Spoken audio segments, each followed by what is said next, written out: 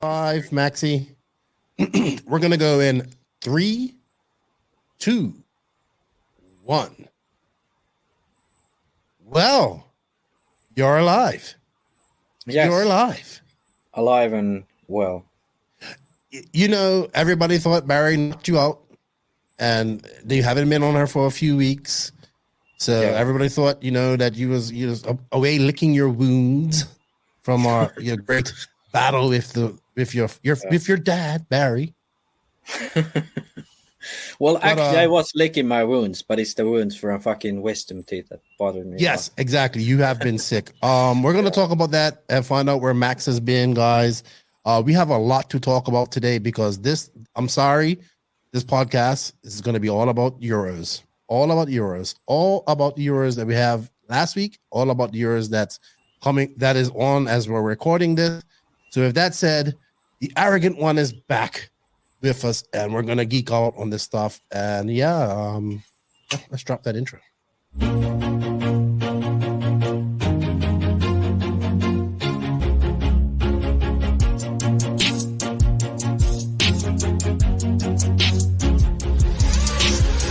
Nitro is the glory, but Buggy pays the bills.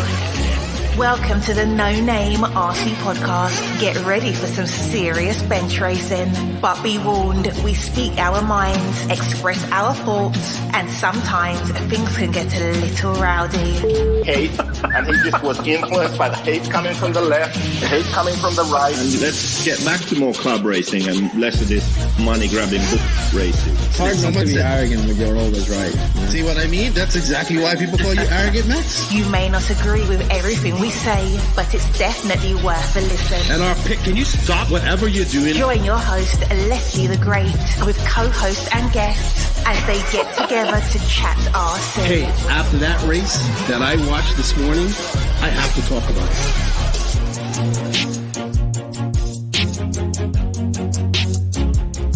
Here we go. $100 right here, $100 throw. Oh no! I like this.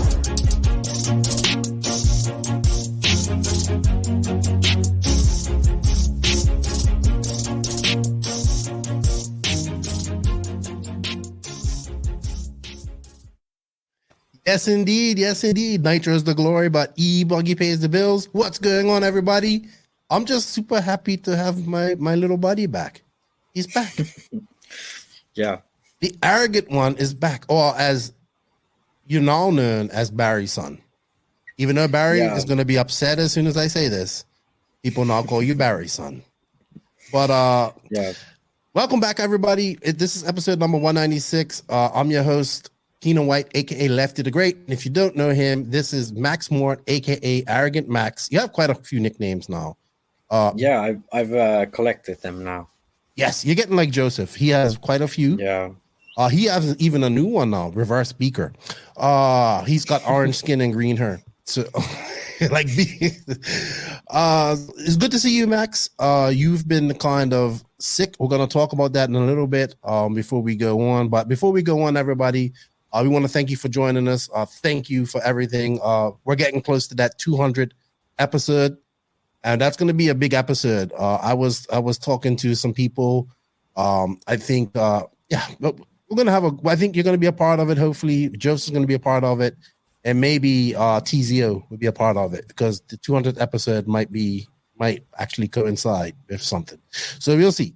But that's coming up soon. We're going to celebrate 200 episodes of us random village idiots talking about RC cars. That's pretty crazy, isn't it?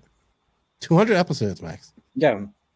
200 effing episodes. Mind you, we kind of went on the afterburner this year. Like, you know, we hit it hard and we're kind of taking it easy now. But it's hard to take it easy now because it's so much racing. I mean, we got the Euros this week. We got the Visions race next weekend and ENATS. So it's like, and then it's just not, it's no break. But I love it. I'm so excited right now. It's RC racing euphoria for me right now. Mm-hmm. But let me do my spiel, and then we'll get talking about the Euros from last week, some beach RC questions, some high tech news, and all that type of stuff.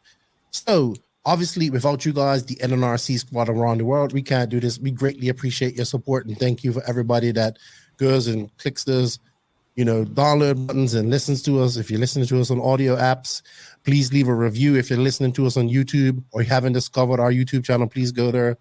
Hit that sub notification button, dislike or like button, and leave a comment. It helps us with the algorithms. I'm really trying to grow that YouTube channel. It's going to be a mixture of RC and my adventure, the NNRC and my adventures as well for coming up. So hit that. Thank you to all the patrons of the podcast. We can't do it without you guys. Some guys have been in there since the patrons started. I can't say anymore. But besides, thank you.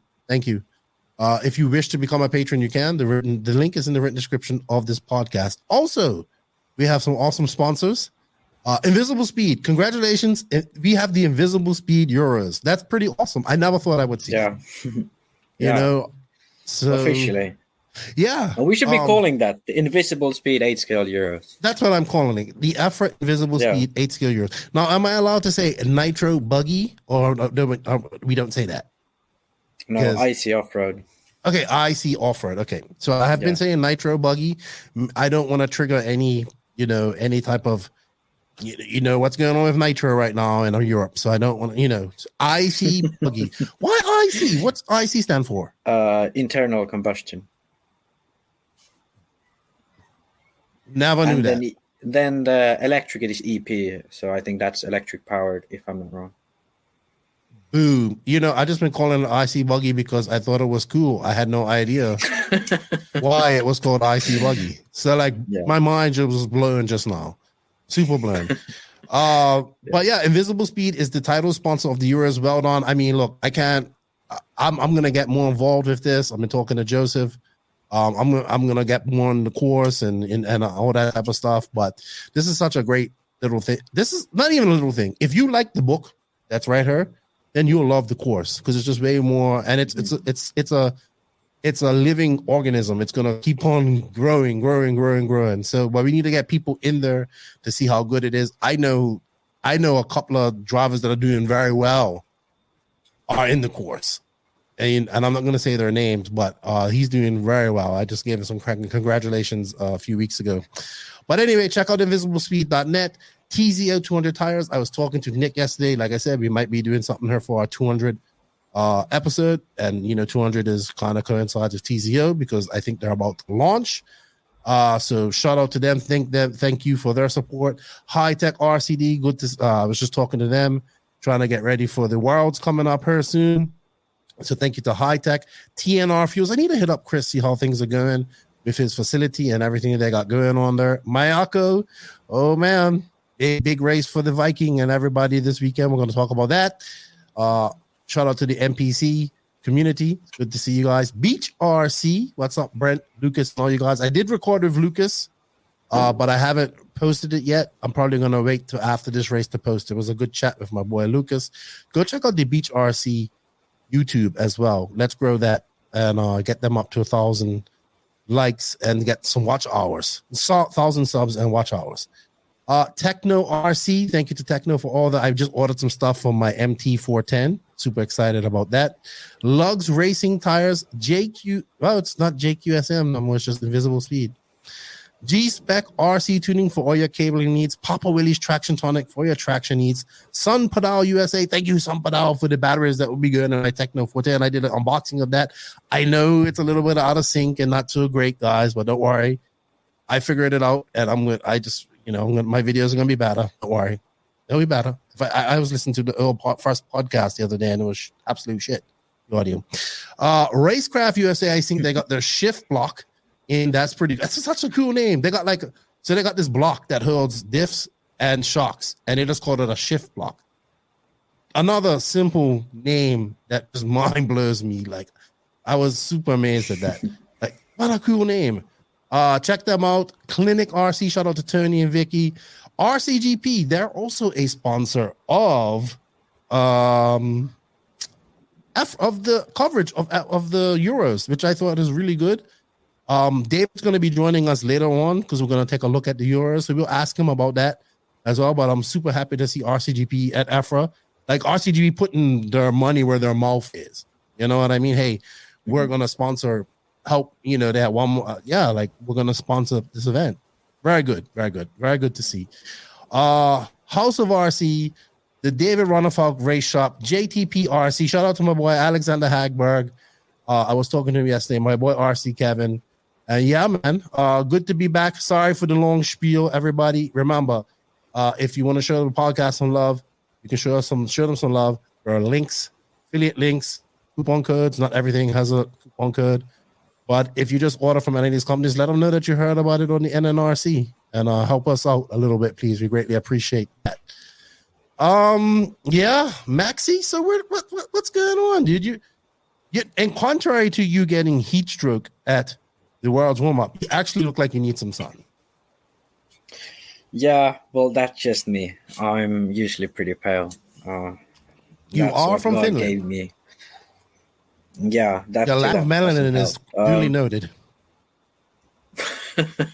Yeah, but yeah, I've been going to work. I went for work for a month. Then, I mean, in the middle of that, I went to the World's warm-up. And after that, I've had 1 week I was sick. Don't really know what I had. Then last week I had my wisdom tooth, and it was like really, really painful. Luckily made it, like they removed it like a day before the race last week. Did you keep it? So the tooth? No, I didn't. It was just a small one. But he showed me. It was fucking curved, that shit. Yeah, I'm had a wisdom tooth come in like this, and then it created a cyst all up in her. Yeah, mine was straight, but then I had one come in one time straight. Yeah, crazy. Sorry, go ahead. Yeah, but now it's been all right. I've been sort of taking a holiday, and full disclosure, I do have a girlfriend these days, but that hasn't affected my RC. Not according to Joseph. Much. Mostly the being sick part. Not according to Joseph says otherwise, but what's his excuse? He's had a girlfriend for a long time. But he has something against women. Oh God, here we go. JQ has something against him. Maybe he hasn't had enough of them. That's probably why. But he usually dates just the crazy ones. I think so. Does your girlfriend like JQ? Because like usually like significant others don't like JQ too much. Like my wife has a love-hate relationship with him. She loves him, but she hates him. She thought he was she thought he was funny. That's about it. JQ is a 40-year-old child. Really. He's an autistic, green-haired 40-year-old man-child. That's what we're dealing with right there. That's pretty much something. Yeah, and I mean, it's no disrespect. That's just the truth. Like that it's not I would tell that to his face, but I've also learned that's just him. You know what I mean? So, but we're gonna, he's having a good time at the Euros because we're recording this right now while the Euros are going on. I think free practice is going on, or seeding practice, and whatnot. So, unfortunately, you've been sick, but you look to recuperate. You did race last weekend. You did lose to JQ again. Yeah, I mean, that was the first time I touched the car since World's warm-up. I mean, my car was I didn't even race at the World's warm-up. I practiced for half a day after the race because I broke a tank and we didn't have any spares with David. So yeah, I only ran half a day there. Before that, the last time I ran was the first national. I missed the second one because I was sick. Okay. So yeah, I haven't raced a lot, but I've been home. I've been modeling a lot of stuff for my car. So if you're in MPC, 3D modeling. Oh, okay. So if you're in MPC chat, look out. Maybe next week or week after that when I get back home, you can see something exciting. Maybe, I don't know. So you've been doing stuff that I completely have no interest in. It's like me talking action figures right now. No, but I do like to see the finished product. But that's good. Speaking of the MPC, which was really cool, yesterday Ronafalk was live. Well, just giving live updates there and selling like his setups and all this different stuff. And I thought that was just incredibly awesome. Like that That's the beauty of Discord. My Discord got hacked this weekend. Did you see that too? You got hacked everywhere, dude. Dude. Facebook, now Discord. Dude, I lost my WhatsApp number. Yeah, I saw. Yeah. I'm in Italy, right? I'm in Italy and everything's fine. And then on the middle of the day, Sunday, what's up? Your number's banned. I'm like, what? Yeah. No way to recuperate. Like, I've just completely lost, like, everything that I had before is gone. Like, my Facebook, my Instagram, the NNRC Instagram, my old number. Yeah. I have to go get, now I have a new number. Now I have to go get another little cheap phone just to have that other number just in case. You get what I'm saying? But wow, they got me. And now I got damn two-step verification on everything. Everything. So yeah, I don't know. But I need to get some. Yeah, that was the great hack messed me up. But yeah, man, good to have you back. It was good to have you on for Barry. I also you needed a little break and all that type of stuff because we went kind of hard the first 6 months, and so I appreciate you coming on.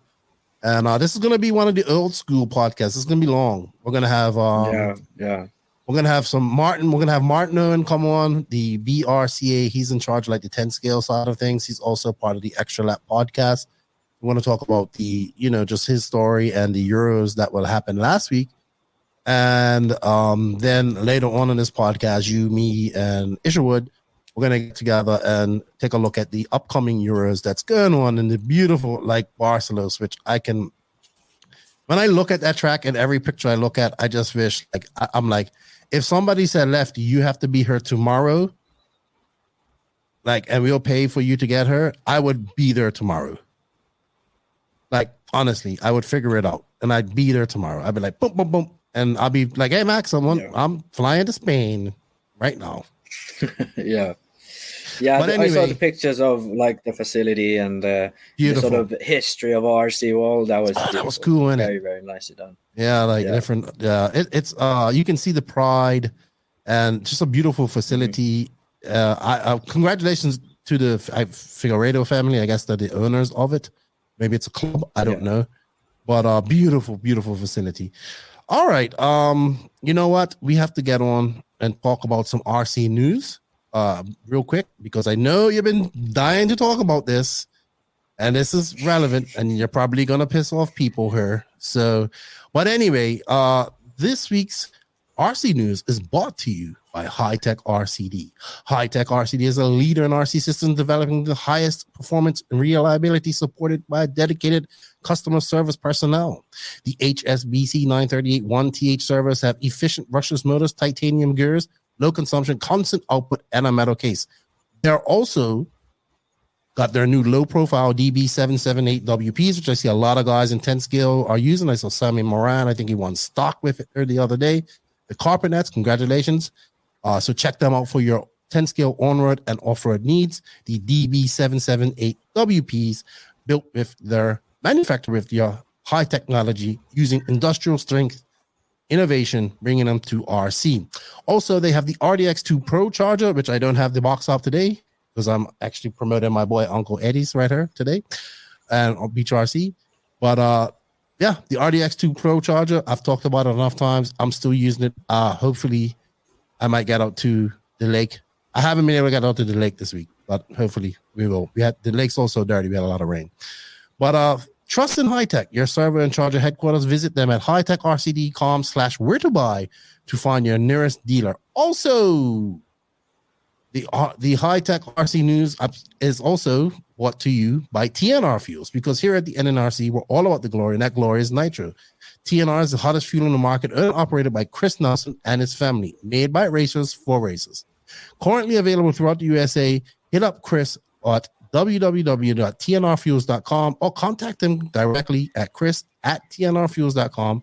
Just find him on Facebook and shoot him a message and find out how you can get some TNR Fuels locally.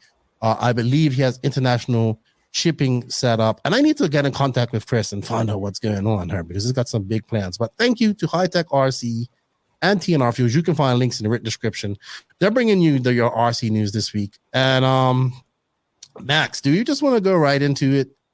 Because I know you kind of want to go right into it. So Losi dropped their new car. Probably, well, TLR, sorry. before we go on, I just don't want, I don't want people getting upset with this. This is just the opinions, not fact, but this is this is something that's been long in coming. We've been hearing about this elusive new car for quite some time. They dropped a video. I'm trying to think where they filmed this video. It looks like they filmed this video in Vegas, to be honest. Maybe not. Max, the new Team Losi 8X 2.0, 8XE 2.0. Yeah. What do you think? So I think what happened actually was that Barry needed to get on the podcast before they released this car to sort of get in touch with us so that we wouldn't go too hard. But I think his plan failed a bit because we already went hard on him when he was on the podcast. But I'm happy to finally fully see the car. It looks pretty much exactly what I said they would do, and it's pretty much exactly what I expected, but slightly worse. So, come on, Max! It ain't come on, Max. No, but there are good things though, and I think they've done what Barry said they've done. Sort of, they've refined the old car to work better and to sort of match the market more, because their car was sort of out of sync. Yes, they had the C-hub front end, Mugen style rear end. Everyone else sort of went away. Even Mugen went away from the Mugen rear end. So that's what's pretty much that's what I think the biggest things about it. They've sort of modified their car to match the market of today, but I don't think there's anything revolutionary or something big. But I don't think anyone was sort of referenced do that. Nobody will. We've talked about that, like innovation and whatnot. So, give me some of the things that you like and some of the things that you dislike. Yeah. So here we can see the platform. So they in the Nitro Buggy, they went away from the one piece sort of where you adjust or attach the throttle servo or center lift mount. That's been reversed. Now it's separate again. I don't know why. Maybe it's to save weight. I don't really find why they did that, but okay, doesn't really make a huge difference. Then the e-buggy, I do like the layout. I do think this is I wouldn't call it the best because I haven't tried it or I haven't tried all the layouts against each other and see what's the best. But this is logically seems like the best solution. Right, because it spreads the weight out low and along the chassis. Similar to the motor and ESC and servo on the other side. Yeah, exactly. So this, logically, I would start with this layout if I would build e-buggy right now with myself. But there are other layouts that could work. I do like the engine in the back, though. That is definitely... I would like to see this layout, but the engine flip, so the diff in the back. But I don't know if that would be too calm, too lazy, way too far rearwards. But that could be interesting to see what that would do. But that's about the layout. The biggest differences in the car is the rear end, really. So what they've done is narrower rear pivots, and if you'll scroll down, you can see the rear of the car. So the pivots they've sort of done what Mugen and Associated did. So they went from that 65 millimeter or 64 millimeter pivot width down to like a 55, 57. I think they're around there. Similar width to Mugen and Associated. But instead of what they've done, contrary to Mugen and Associated, they've also changed the hub a bit, I do think. I'm not 100% sure because I haven't checked yet if the old hub is similar. But there's definitely more offset on this hub. So so that does help them rear grip, and I do think that's a good change if that was a change. But it does look that they've changed it. Longer arms, so the cars calmed down. So good changes, but these are more refinements. These don't change the handling of the car drastically in a way of sort of. It's not like a change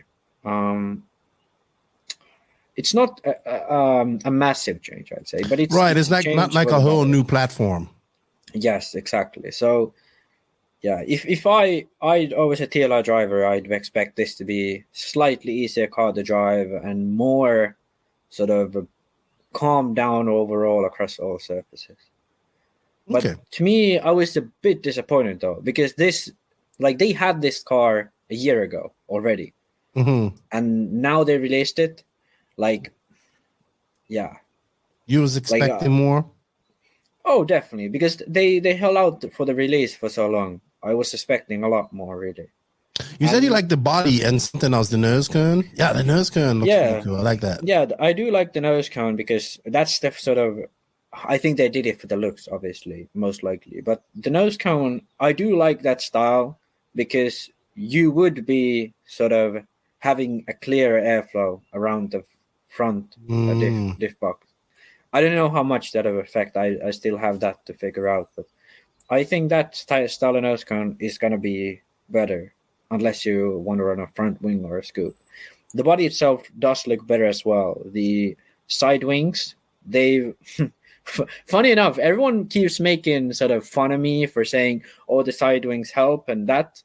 J Concepts has side wings. Now even fucking Joseph made side wings on Mayako. TLR comes with an Axis body for this car that has side wings.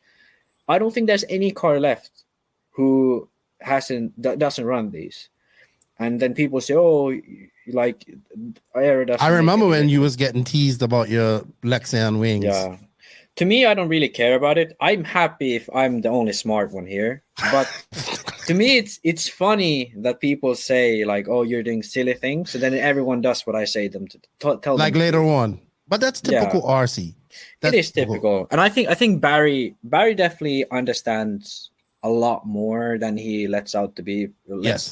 Says out. And he agrees with me way more than people think. But yeah, I think this is a good move. Yeah. And I think this car will be sort of that TLR car that was previously really fast and Fendt dominated DNC with in qualifying. That car, but the issues mellowed out, ironed out the biggest issues. It still has in my opinion, and this is an opinion, the wrong design concept, but they've moved that concept and refine that concept to work better. Got you. Current climate of RC, current tracks, especially in America. And they're sticking with this 8X base that they kind of came out with in 2018. I get that. I mean, this is financially the most best thing to do as well, because I mean, to make a whole new car is extremely expensive. And they would need. Yeah, I mean, but they could do it. But it depends how much budget they have. Yeah, and if someone could do it, it would be a TLR, and that's pretty much the reason why I'm disappointed. Right. They had over a year of development on this car alone, not even like modeling this car and testing the parts initially, and the idea of a concept of this car, the rear end geometry and all that. That probably was even like 2020 at the end of 2020 design, I do think. But then they brought out the car at Silver State last year. The thing I'm disappointed at is they have the most amount of money in RC. They have one of the best designers in RC, Barry, and they do have probably one of the fastest, or if I'd say the fastest guy in RC, Fend.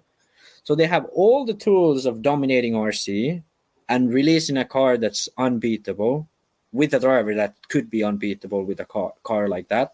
The thing why I sort of think this car is a bit of a disappointment to me is because they've been refining this car since 2021 and they've designed it probably in late 2020.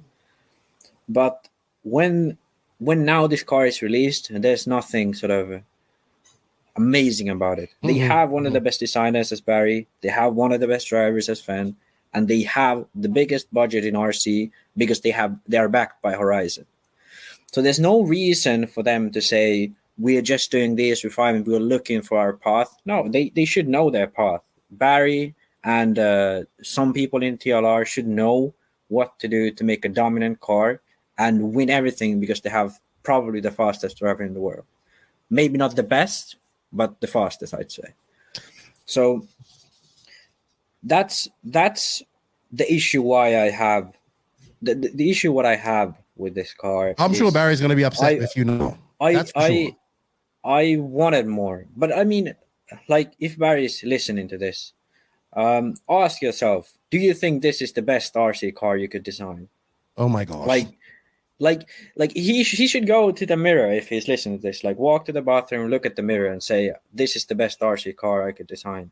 I don't think Barry is involved in design too much. I think it's still under... No, but I mean, like, but he has some influence, I would imagine. Yeah, but the thing is, like, he should, like, be the guy who says, like, this is wrong and this is wrong, but he doesn't really do that. Like, even when I was doesn't have that. I think Barry's just there for fan, and that's it. That's okay, that makes sense. But I mean, even when I was running for Associated, I had an idea of how to make the car the best car out there, and I sort of had that idea in my mind, and I expressed it to them, but they said like okay, whatever. But they still did all the things that I said, but I mean, half a year late. So, well, I mean, that's what happens. The thing is, like, Barry, like, I was just a random guy from Finland who was in the team.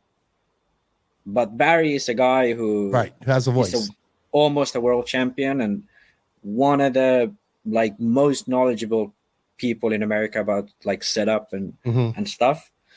So, yeah, I'm a bit disappointed, and I mean, I don't blame you're disappointed. I know you was just expecting more. Let's just get this straight so people don't get upset. We're not dissing the car. I'm excited to see how it does in the hands of the people because it's been everywhere. It's all on social media. Everybody got that's great. So now we see how it is, because I used to hear the complaints from the regular drivers of how hard the car was or why it didn't work and all this type of stuff. And they would always say, well, Fenn and Cav have different cars from us. You know what I mean? And I even heard that at Silver State, So now that they should have the same cars, and let's see how it works. They did release, I like the Buggy Nitro conversion, which seems to be pretty cool. It's all right. But I think that they did that with their Truggy. Yeah, but X-Ray did that before. Then they went away from it. Yeah, it's like, okay, it's cool that you have the same chassis, you just switch the sort of side guard. Yeah, but I don't think you can switch cars. Like, you still want to have two cars. Yeah, exactly. That's the thing why I think X-Ray went away from it too. It's better to optimize two chassis than compromise two. Right. I mean, JQ Racing did it at the end too, but I get what no, but I mean, they did because they wanted to get stuff out of stock, pretty much. They wanted to get rid of them cars. Let's look at something else. So, seen in the pits, courtesy of Circus RC, this past weekend. By the way, before Barry wants to kill me, I do think the car is going to be better than the car before, and I do think the things he said they needed to fix. I think those things are fixed. Right. And I think he is sort of doing what he said he would do, but I'd want him to do more because I know he's better than this. That's sort of my argument. Jesus, you just like, wow. All right. I love it when you're like, wow, you're super spicy today. I love it. You're back. No, but I mean, isn't he? Like, the thing is, like, if I was one of the most influential people in designing a car and then this is what we would end up with, I'd be pissed. Yeah, that's gonna be upset at you. But we have to put in context. I don't know, maybe I expect more of myself. So. Yeah, well, also, like I said, we'll just see they're happy. It was good to see like everybody's all these TLR guys have been waiting for a new car for so long, or an updated version. And so it's good to see. And the thing is here, if you're a guy who's like now, like, oh, maybe I'm not gonna buy the new TLR because Max said it's shit, but I like my old TLR. No, you can buy it if you like TLR, and you can buy it if you like want to be like Fend and want to have fun in RC. you can buy it. And if you want to buy, if you're thinking now, oh, Associated maybe is better, or maybe HB is better because S-Works is running their shocks and rear end. Yeah, it's okay. And it's This probably, is RC. in my opinion, better than a TLR. But buy what you have, you get parts for, what your friends use, what you think is fun. If you think TLRX looks cool and you like Barry, go ahead and buy it. I'm not the guy who says like, don't buy a TLR, you need to buy a Mayako because that has the right design concept. I'm saying these things because these are my opinions. I'm not saying like you should do exactly what I say. I say something I think, and then you make your conclusions after that. And I'm happy to help someone with a TLR and says, oh, my car doesn't have enough rear grip coming out of corners. Because I know some people will say that because that's how the car is designed. And I'm happy if you message me on Facebook, I'll answer you. And I'm really, really happy to help anyone with a TLR or an S-Works or whatever car you're running. And I'm not going to say you need to change to a Mayako like Joseph will. But the thing I'm trying to say here is this is my sort of designing mind speaking. Right. I understand that. I understand that. See, what I think it comes down to is just people just don't really understand on that side of things how long you've been doing this, even though you're only 21, but you've been doing, you've been around, like one of the smartest, let's be honest, like, oh, geez, I can't believe I'm going to say this. The dumbest, smartest person in RC I've ever met, or period, JQ. But so when it comes to things like this, and I know like you're going to school to geek out on this shit, so I get it from a design. You're looking at it as a strictly engineer, like engineer mind. I know many engineers, and I know your opinion is gonna offend people, but that's what I want them to understand. It's your engineer brain kicking in, and I get that. But I'm happy for everybody, and let's see how it does. I think I heard TLR's like going to the ENATs in force next week. So should we talk about that? TLR is missing the vision base. Is that a beef between Live RC and Horizon, or what's going on? No, I actually want to I don't know if I want to talk about that this week or I want to talk about that next week because it's all about. Maybe we save it for next week then. But that was juicy when I heard that. Because I actually have a rant planned around that. Okay. So I want to save that for next week. Yeah. That's a cliffhanger for the listeners. So yeah, I had a great conversation with somebody about that the other day, and we kind of came to the same conclusion. But we'll save that for next week.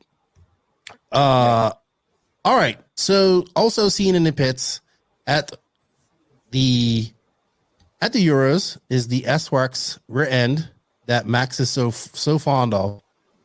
Tell me what's going to. All right, look, go into science mode, and you have 2 minutes. Yeah, so I don't know why they did like this huge reveal because this is still the same stock geometry. I think these bits are only done for durability. I heard people say they had issues with the S-Works blocks breaking, and I guess this is for durability because geometry-wise, I don't see anything drastic. They have the stock hop, looks like a stock arm. The pivot is still wide, but the thing that people saw and got excited about was the HP shocks. So they're running HP shocks, and I think this is Boots cars. So really, yeah. So I just noticed that too. Yeah. So S-Works drivers said they had released a lot of improvements to the shocks, but they were still apparently shit, and they went to HP shocks. The interesting thing now is, in the past, it used to be Kyosho. Associated used to run Kyosho shocks. Even HP drivers at some point, if I'm not wrong, used to run Kyosho shocks. Savoia used to run Kyosho shocks on his TLR. So Kyosho shocks used to be the old thing, but I don't know why they the HP shocks on the S-Works. But okay, yeah, I don't. Shocks to me are a silly thing to switch because there really isn't that much of a difference between different shocks, and you can make all shocks handle the same if you know how they work. So to me, there's nothing interesting here, but mostly just funny things like durability of the blocks and the HP shocks. And well, they might have changed the geometry a bit, but I mean, the change is going to be so small you can't really see by that. Okay, cool. Cool. I think that's all we kind of really had to talk about. I don't really have any other kind of news. I'm just scouring live RC. Like I said, I want to save the Visions race for next week, which you, if you're on the fence. By the way, I heard that that they waived the Yeah, I heard that too. I heard they waived the $150 fee. Mm-hmm. Yeah. And I also want to say that I see like using like Jacob Peterson, who races with Race Time and all this stuff. But I think this. I'll save my rant for next week. I'll save it for next week because I think that kind of experience a little bit like what RCGP is kind of experiencing. Yeah, and from the manufacturer side of things. Yeah. From the manufacturer side. It's funny to me that people thought it was Joseph's fault or RCGP doing stuff differently that manufacturers would want to join. Mm-hmm. But now when we see live RC, everyone's like. Everyone knows live RC and everyone knows these guys, and then manufacturers still don't join. Oh, I'm so frustrated at that. But I'm saving that round for next week. Next week. I'm not frustrated, but I'm happy that I was right again. Right, and that's exactly along the same lines of the conversation that I had with this person about that. But I'm going to geek out on this because I haven't worked out a list of like each team has enough drives where they could have sent one group of person to each one of these races. And I think that's what I really think that every manufacturer, if Mayako had a driver, like a fast driver in America that could go and compete with, I'd be like, hey, you need to go. I'd be like, JQ, that guy needs to go. Because I think every manufacturer needs to get behind this. But we'll save that round for next week. Because I'm gonna go on my soapbox, Max. So being as this is all about Euros, and we'll have Martin Owen on later, so I'm going to talk a little bit more about the 10 scale Euros that we had last week. But what an awesome! JQ and I kind of freaked out over it this past weekend. But what an awesome 10 scale Euros we had last week. I haven't said it. Congratulations to Mark. I think for me, like Tommy Hall winning was great. I thought that was freaking awesome. Like. UK kid winning in the UK. So that was awesome. But then when I saw Marcus Karup, I think that's Karup, when he won, and I hit the emotions from his dad and him, I was just like, man, that's kind of like what RC is all about. And like his dad's a 2-time touring car champion. I didn't know that either. Yeah. I like the fact that it's a father-son because I don't think there's many in RC. No, maybe they could be even the only ones. This is the first. Yeah. Where their father's a national champion and his son's a national, and at 14, European champion too. European champion, sorry. Yeah. At 14 years old, he's a big 14, by the way. Big 14. Oh yeah, but yeah, I think I do agree with your assessment of Marcus being more impressive. Marcus's win being more impressive because the thing is, he made both mains and he was a factor in both mains and. Unfortunately, Tommy didn't make the second main, four-drive main. Exactly. Marcus was there for both mains. Marcus was there at the EOS round earlier on this year. Mm-hmm. And he's I think, even younger than Tommy is. And he's 14. Tommy's like 16. Yeah. So that's why I think Marcus is more impressive. He's already showed he has speed. He's showed it twice last week, whereas Tommy just showed it once. So to me, Tommy is under more pressure. He knows this track. He lives probably an hour away from this track. Mm-hmm. He's been here years and years, and this year he probably was there. Marcus went there to practice. Okay, he went there for the warm-up, I think, but at least he went there to practice before the race. But still, he managed to be there in both classes in the main. And this is the type of track where Neil Gregg and Lee Martin, if it was, let's say, 5 years ago, Lee Martin and Neil Gregg and Michael Orlowski, these three would just dominate everyone. But now, Lee didn't make the main in Tour Drive, I believe, or he was just the last in or something. No, he didn't. He didn't make the main. Yeah, and Michael made a third in Tour Drive. Full Drive, he was not even in the podium. Yeah. So I think Marcus's showing was great. I think Noha Ben Mohammed, who finished third in Full Drive, his showing was great because he's already made an EOS main and on a very different surface. The surface was EOS carpet. So It's fucking starting to rain here. I'm like, I heard some noise. It must Yeah. be okay. So that's rain. So that's actually, I thought it was white noise, people, but that's rain. Yeah. So that doesn't only, so it's coming on pretty hard. Max is kind of outside, but we will fight through the rain. We will fight through the let's rain. hope it doesn't get worse.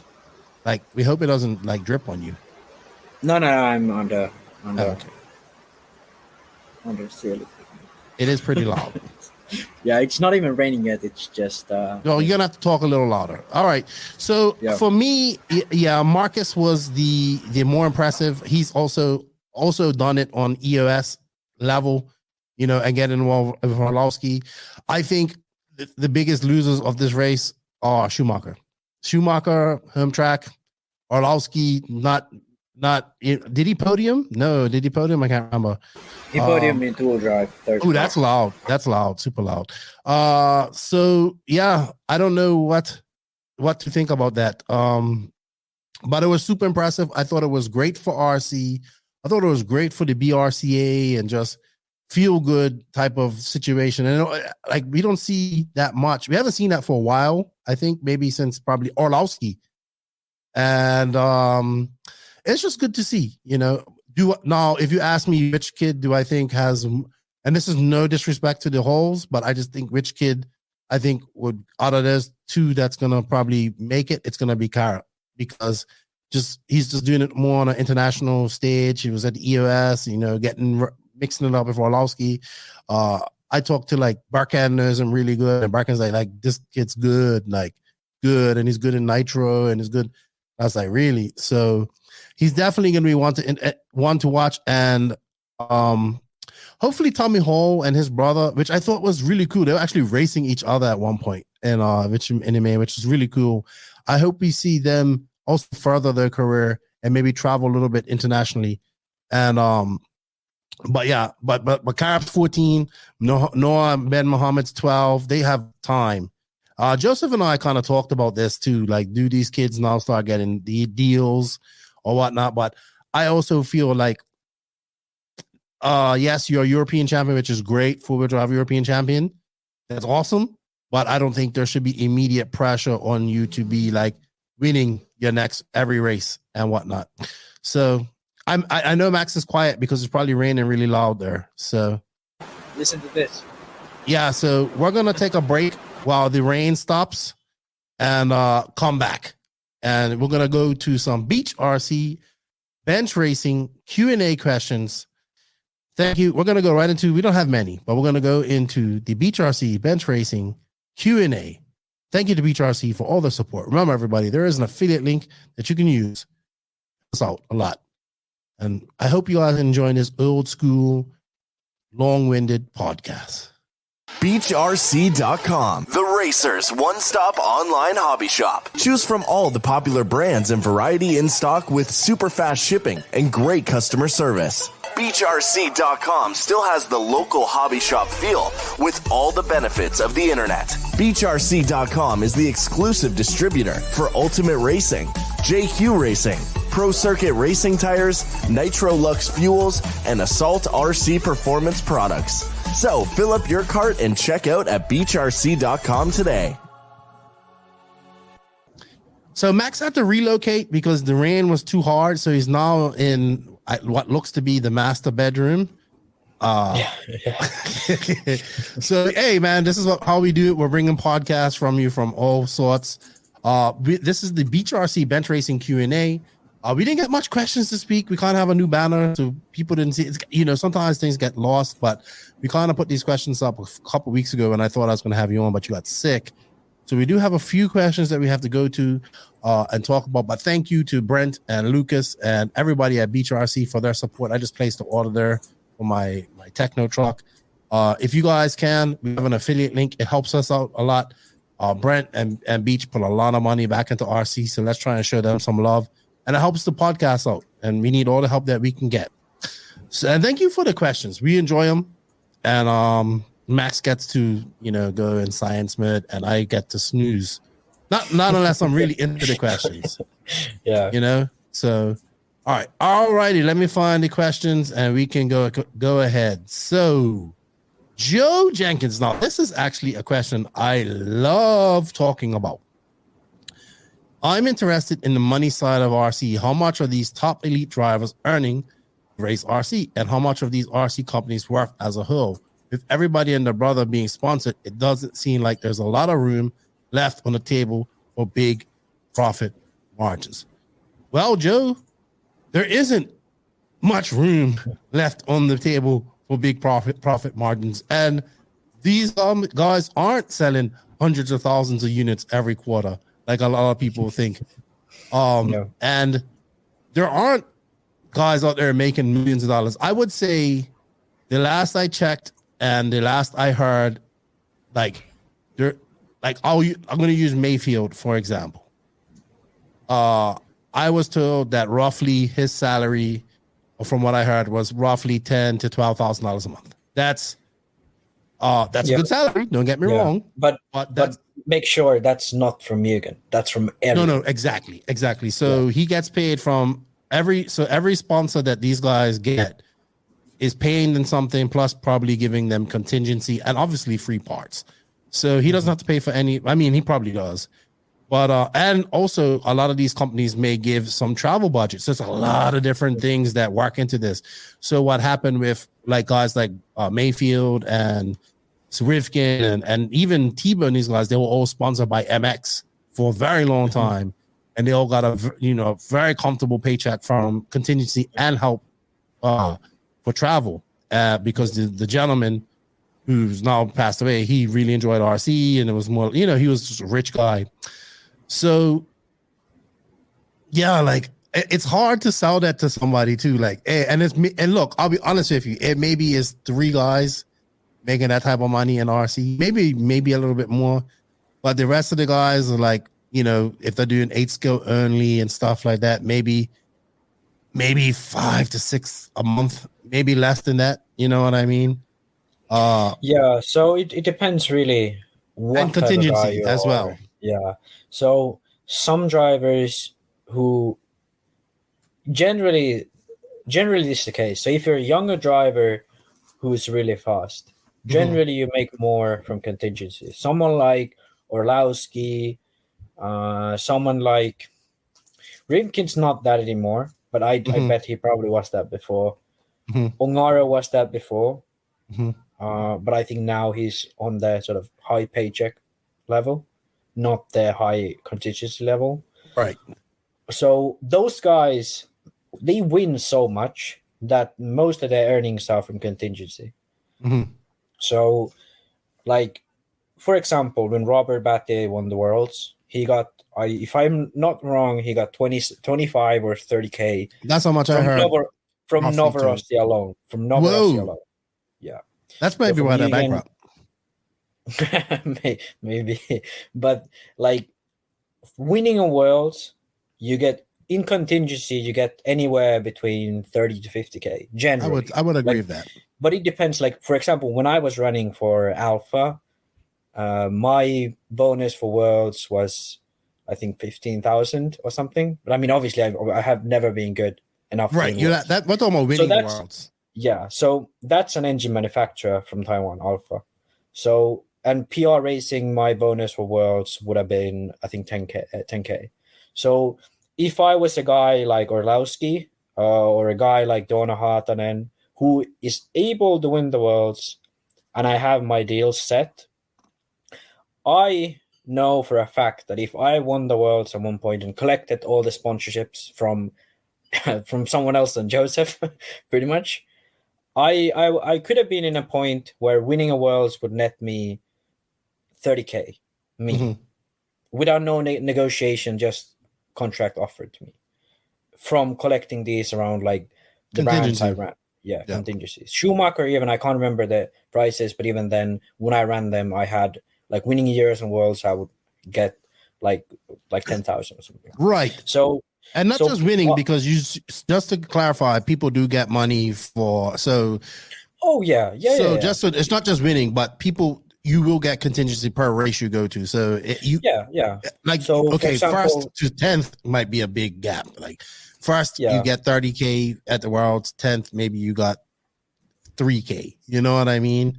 Yeah, no. But the world's, if I remember correctly, all the papers I've seen, sort of associated, Schumacher, Alpha, all of these, generally it's a few thousand up to 10,000 from winning Euros.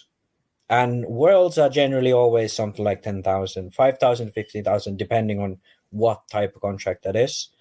Finishing in top 10 at worlds is generally 500 to 1,000. Finishing top 3 is like a few thousands always. Right. But that's sort of around the numbers where they are.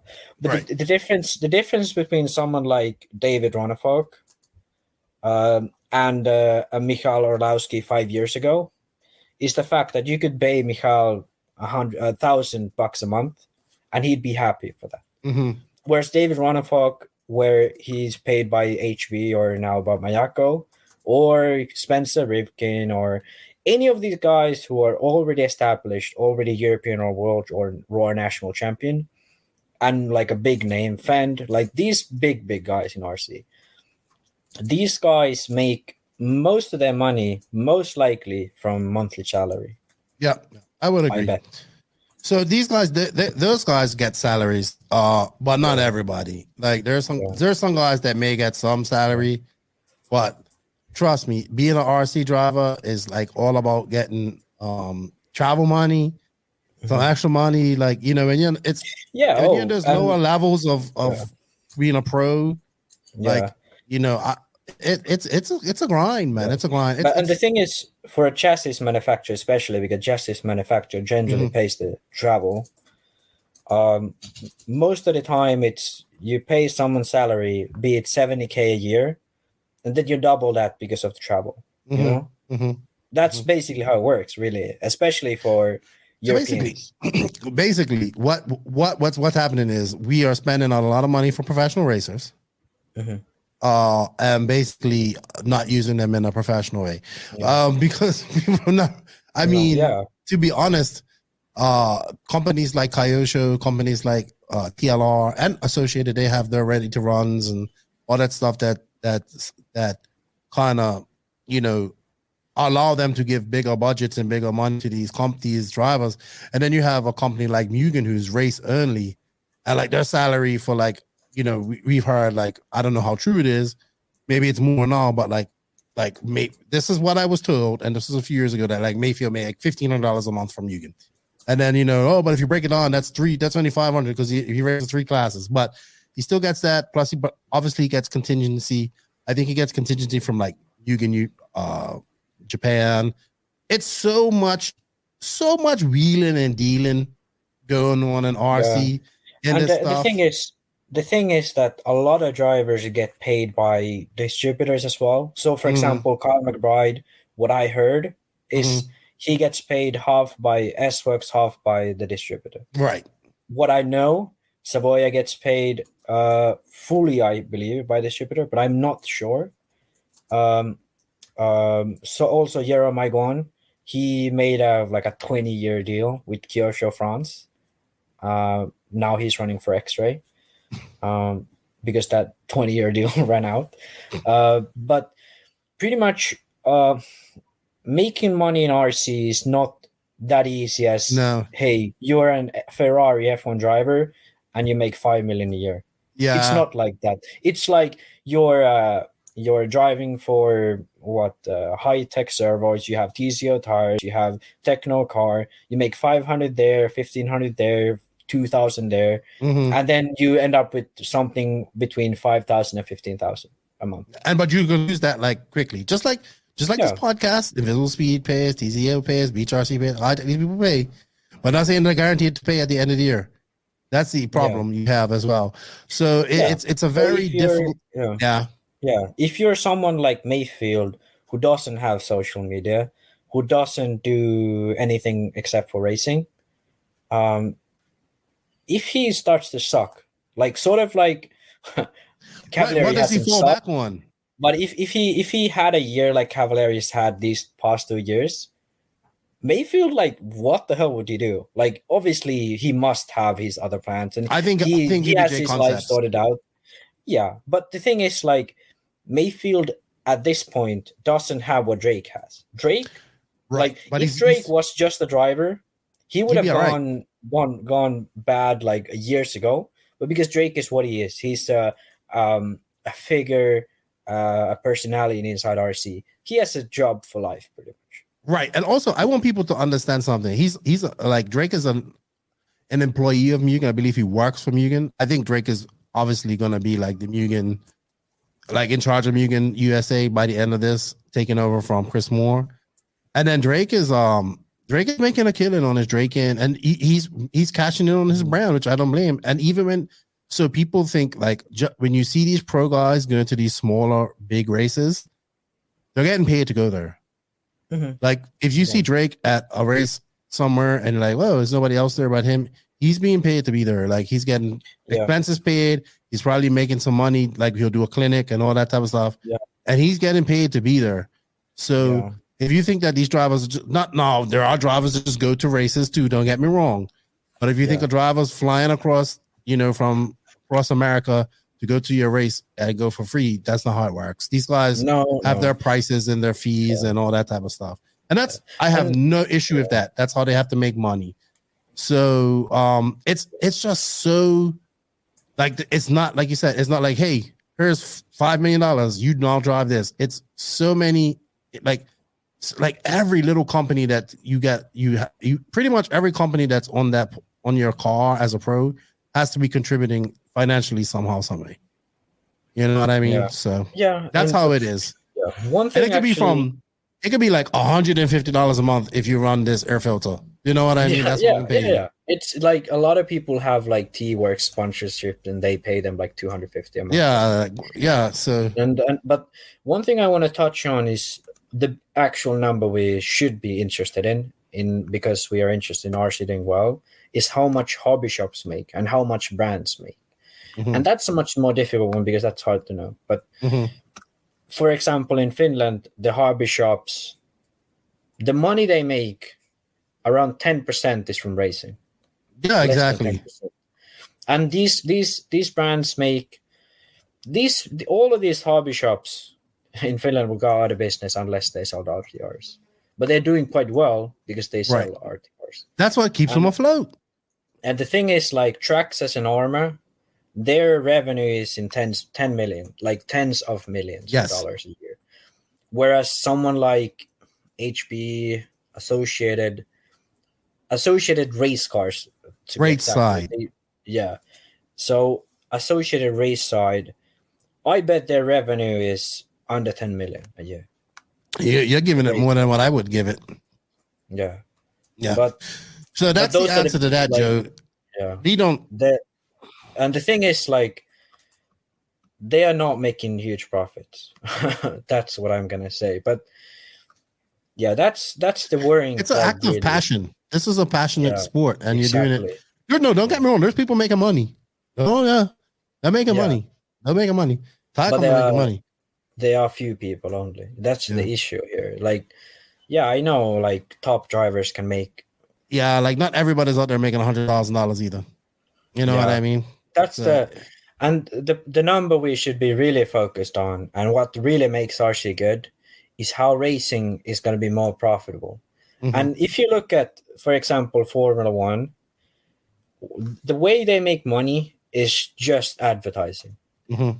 How Red Bull Racing makes a profit is they make the profit by getting Oracle and by getting Bybit to pay them hundreds of millions of dollars a year. So how RC makes money is having this huge circle jerk and giving people 20% discounts so they would run TLR instead of Associated or whatever band it is. I'm not singling them out, but those are the most common bands in America. Right. That's the issue we have here. These companies think that by milking the customers out, this sport is going to thrive. I do think the smartest ones know that that's not how it works, but that's how they think they can make it work for themselves. And that's why there simply isn't a racing thing in the world that makes money by just by racing without advertising for outside sponsors. Be it motocross, Monster Energy, Rockstar, EDC, or be it F1 with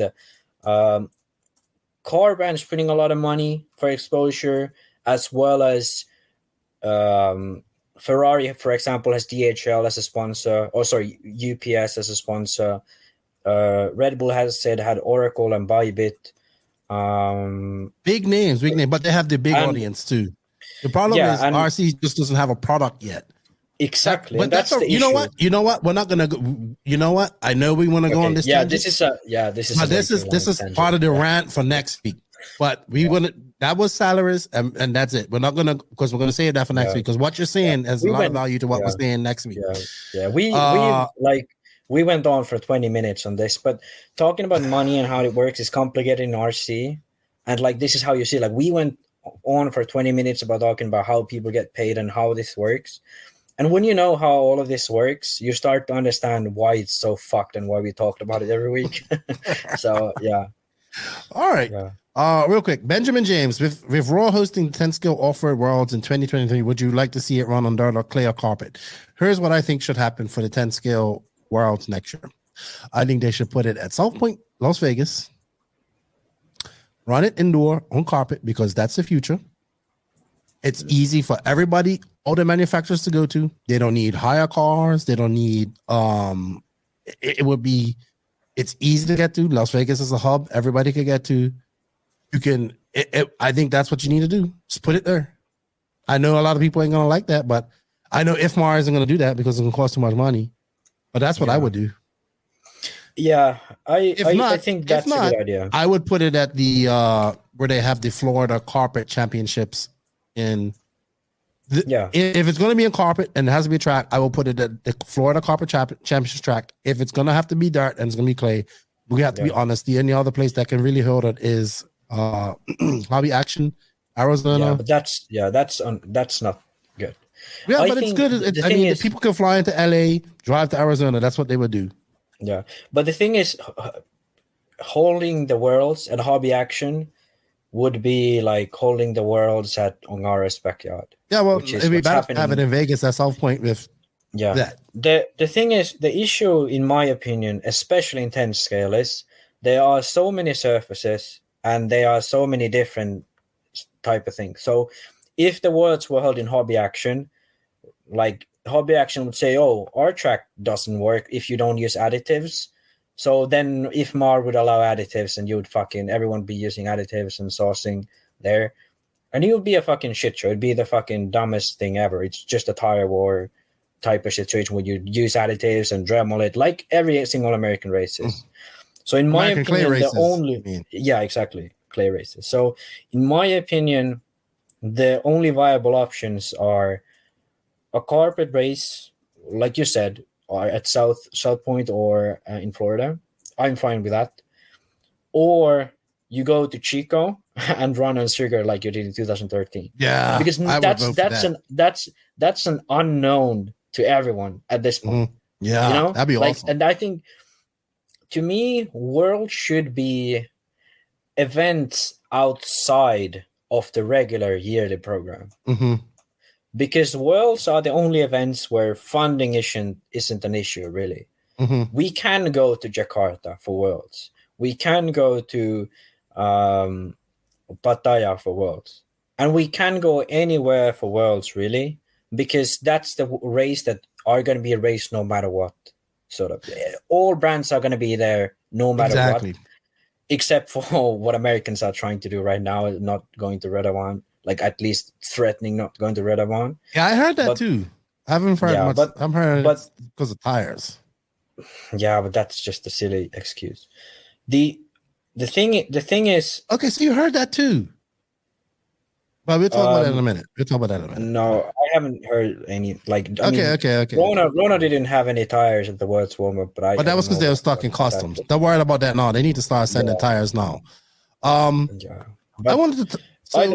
Either way, I think the issue is that World shouldn't be held at Robin Hood and Astro, and they shouldn't be held at Hobby Action on clay with saucing, because those are races that are very sort of locally favored. They're not an So you're saying the same thing that the Americans are saying about the Worlds that's coming up now?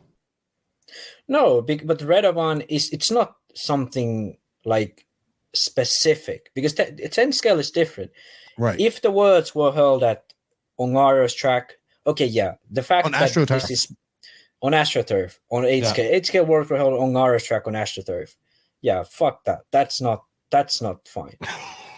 The thing about it, why I have a different opinion of racing at Baldo's own track at Redovan and racing at Hobby Action or Robin Hood on Astro, or Hobby Action at Clay and Robin Hood on Astro. The reason why I have is because those are very specific type of conditions. Mm-hmm. I don't want the Worlds to be held at Montpellier, but I love the race at Montpellier, Montpellier GP. I don't want the race being held at Hobby Action, but I always watch the races at Hobby Action when they happen. The Reed Desert Cactus Classic or what Desert Classic, whatever it is. Those races are specific and they work for that event.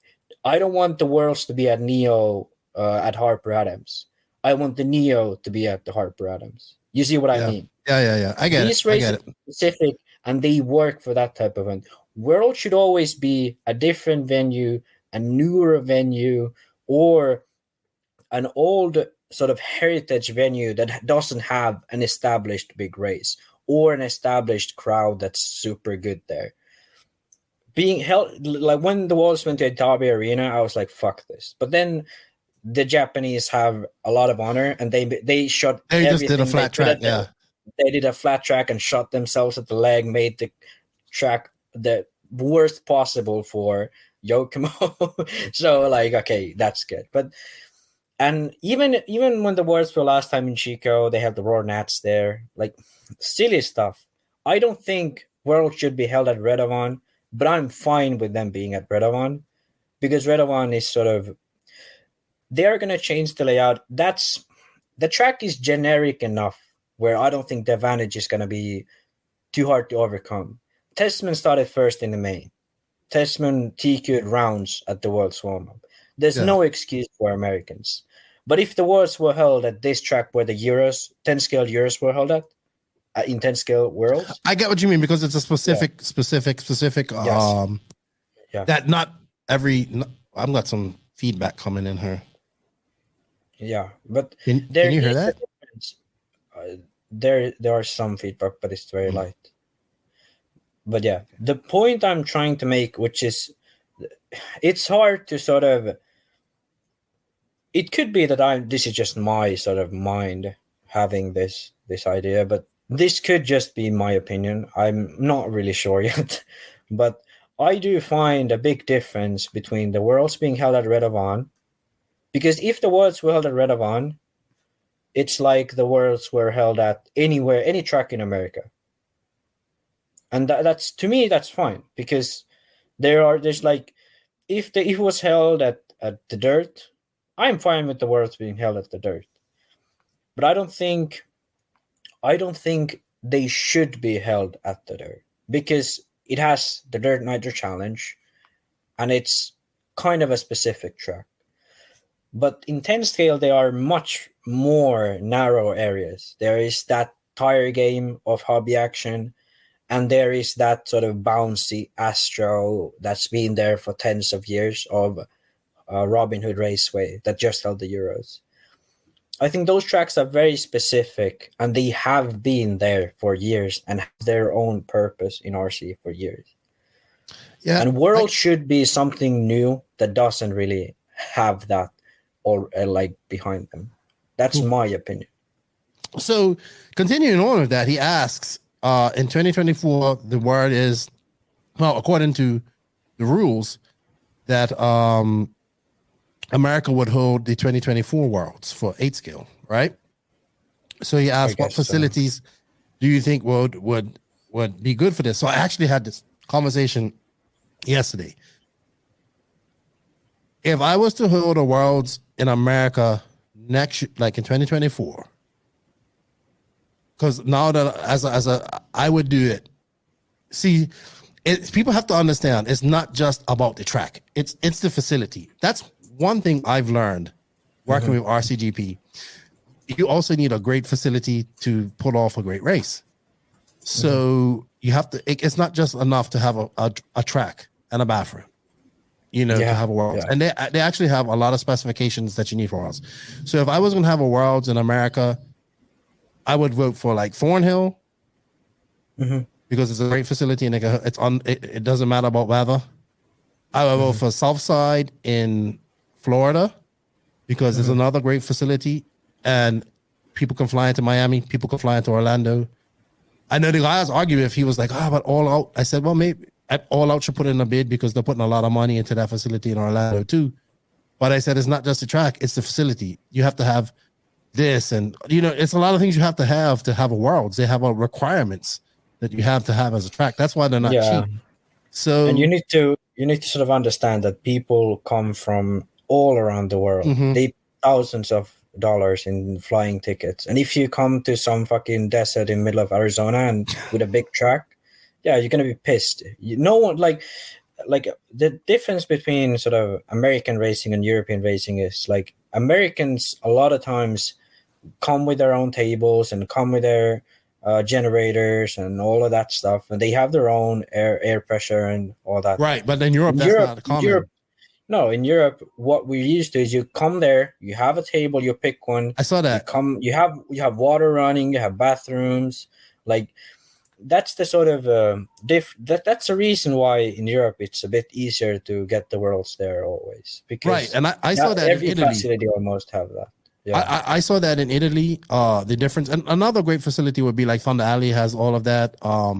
There's lots of facilities that can hold it, but Thunder Alley even is too small. It's too small. I think it's too small. You need to understand. Like we need to remember, it's 200 people. Yeah, and it's the Worlds. I mean, it could be done, but I just think you have to look at ease of people to get to places too. Especially American, and Miami is a big hub. That's why it's a big hub, But IFMAR doesn't care about that. They put the Worlds in the middle of nowhere in Brazil, where you have to fly like 4 hours away. Right, and as much as I would love to go to Brazil, I don't, and I'm sorry to all my Brazilians. I get it. You guys want to have a Worlds, but I think the next Worlds should be in America. Like I think you should just follow along, and then when it's Farmar's turn again, they get their turn. Farmar. So. I think when you think of the other facility that I think of that comes to name that can, and the people that let's get something straight, people. The facility needs to have people there that are going to run the race as well. Like IFMAR isn't sending an entire crew of people to run a race. You have to work in coordination with the people that run the facility. So the only other place I can say would be LCRC, but then again, that's like kind of like a hard place to get to. But the facility is awesome. The people that run the facility are awesome and have and you have to have a lot of experience in running one of these races because it's very complex and it takes a lot of getting used to, So I would say Florida. I like Thornhill. I think you can. I don't know how, but people can fly into like that Dallas, and people just have to understand like international hubs like Orlando, Atlanta, Miami, one of the biggest hubs in the world. Like these are all easy places for people to fly. LAX. That's why most people fly into LA. Like it's simple. The closest airport to DNC is Ontario, but everybody flies into LAX because it's just the easiest flight. To fly to Ontario is going to cost you $300 more and put 20 more hours on your flight. And you can fly into LAX and just rent a car and drive to DNC, 3 hours to DNC. So those are the things that people have to take into consideration before they just like, this race could have this track or this track up. No, it's a big thing. It's a lot that's required. We have one more question, and this is your last Science Minute question. Daniel York, he's a guy from New Zealand. He just got his first JQ Black Edition. What is some of the modifications to do to it to give it more of an edge above the stock version? I think all of that stuff is available. Is that all of that stuff still available on like the JQ? I haven't been on that page in so long. I think they are. Can't remember what the last edition came with, but it's been so generally, long. there really isn't much to modify on the car. The biggest modification I do is the brakes. So I'd get some, I think S-Works brake pads fit, and then get some, I can't remember if it was a associated disc. Yeah. But you have to Dremel them. So you have to Dremel them slightly. But I think I could be wrong, but I think S-Works discs work too. But I'm not sure. I think so too. I think some people have modified them too. Yeah. And another thing that people do and work too. Yeah, another thing people do is put the two separate rods in for their brakes, which I think is a good idea. And yeah, just make sure you're getting enough droop too. A lot of times, like even though those arms came notched, people were notching them more. You know what? All of this information is all on the JQ Racing page. I have to, all of it. I know it's hard to find it, but yeah, it's a stable car. And you got to just drive it. Like a lot of people drive their car. A lot of people drive their JQs like the first time and like, oh, this car's a piece of shit. But once it loosens up and gets all sloppy, that's when it's at its best. It's like a point when it's like too sloppy and not too sloppy, and it's just like the car that JQ bought to me for the first time ever, and he came on her. It's like, hey, here's a rental car. I was like, this car is sloppy as fuck. He wants me to drive this, but it worked. Yeah, that's the thing. The car is quite stiff. The beginning. Yeah, no, but the sort of geometry and the way the car drives, it feels quite stiff. Mm-hmm. And sort of, or how would I say it? It feels loose, but it is loose, but it feels that it's too stiff. So right. For a regular driver, it feels that it's too stiff, but because I know what's going on, it is too loose, the sort of setup of the car. So that's why you need to wear the drivetrain out a bit, and then you get the sort of friction in it, and the car has more grip and it feels better. So you need to run it a bit sloppy for sure. Yeah, make sure you break it in properly. And then I've been talking to this guy for a little bit too. I've just been out of it so long, I've forgotten a lot of it. You know what I mean? But I used to know all these answers right off the bat. But my focus has been elsewhere since I left that. Yeah, man. You know what, Daniel? If you're in our Discord or you're on Facebook as well, hit up Max. Max knows everything about Black Edition, so he can help you out. Much better than me on setup. So that's for sure. Max, so we kind of geeked out. We went long. We had some issues. We had some rain issues. We had audio issues. But we're going to go. I think that's it for our Beach RC Bench Racing Q&A. Our next up is my interview with the chairman of 10th scale of the BRCA, the British Racing Radio Controlled Association, Martin Owen, and also co-host or vice host of Extra Lap Podcast, who's an English podcast that belongs to Aidan Bark, and him and Joseph, I don't want to say, Cockhill, I believe his name is. But yeah, Extra Lap Podcast, Martin Owen, he had a great week at the Euros, and we're going to talk all about that and him. Max, we'll be back later on with you and Isherwood to talk about the Euros that's happening now, make some predictions. And thank you for your time. Thank you for geeking out. And I know it's not ideal situation because you're like kind of on vacation, so I appreciate that. And I'll be back with you in a bit. And remember, everybody, there is thank you to Beach RC. There's an affiliate link. If you can use that, it greatly helps us out as well. With that, Max, I'll see you in a bit. And we're off to the interview, the Techno RC main interview with Martin Owen, the Extra Lap Podcast, and the chairman of the 10 scale part of the BRCA. Techno RC. Techno RC. Techno RC is a premium manufacturer specializing in 8th and 10th scale high-performance off-road RC buggies and trucks. Visit www.technorc.com for a complete catalog of their products. Techno RC. Excellence in engineering. Hashtag Techno Takeover.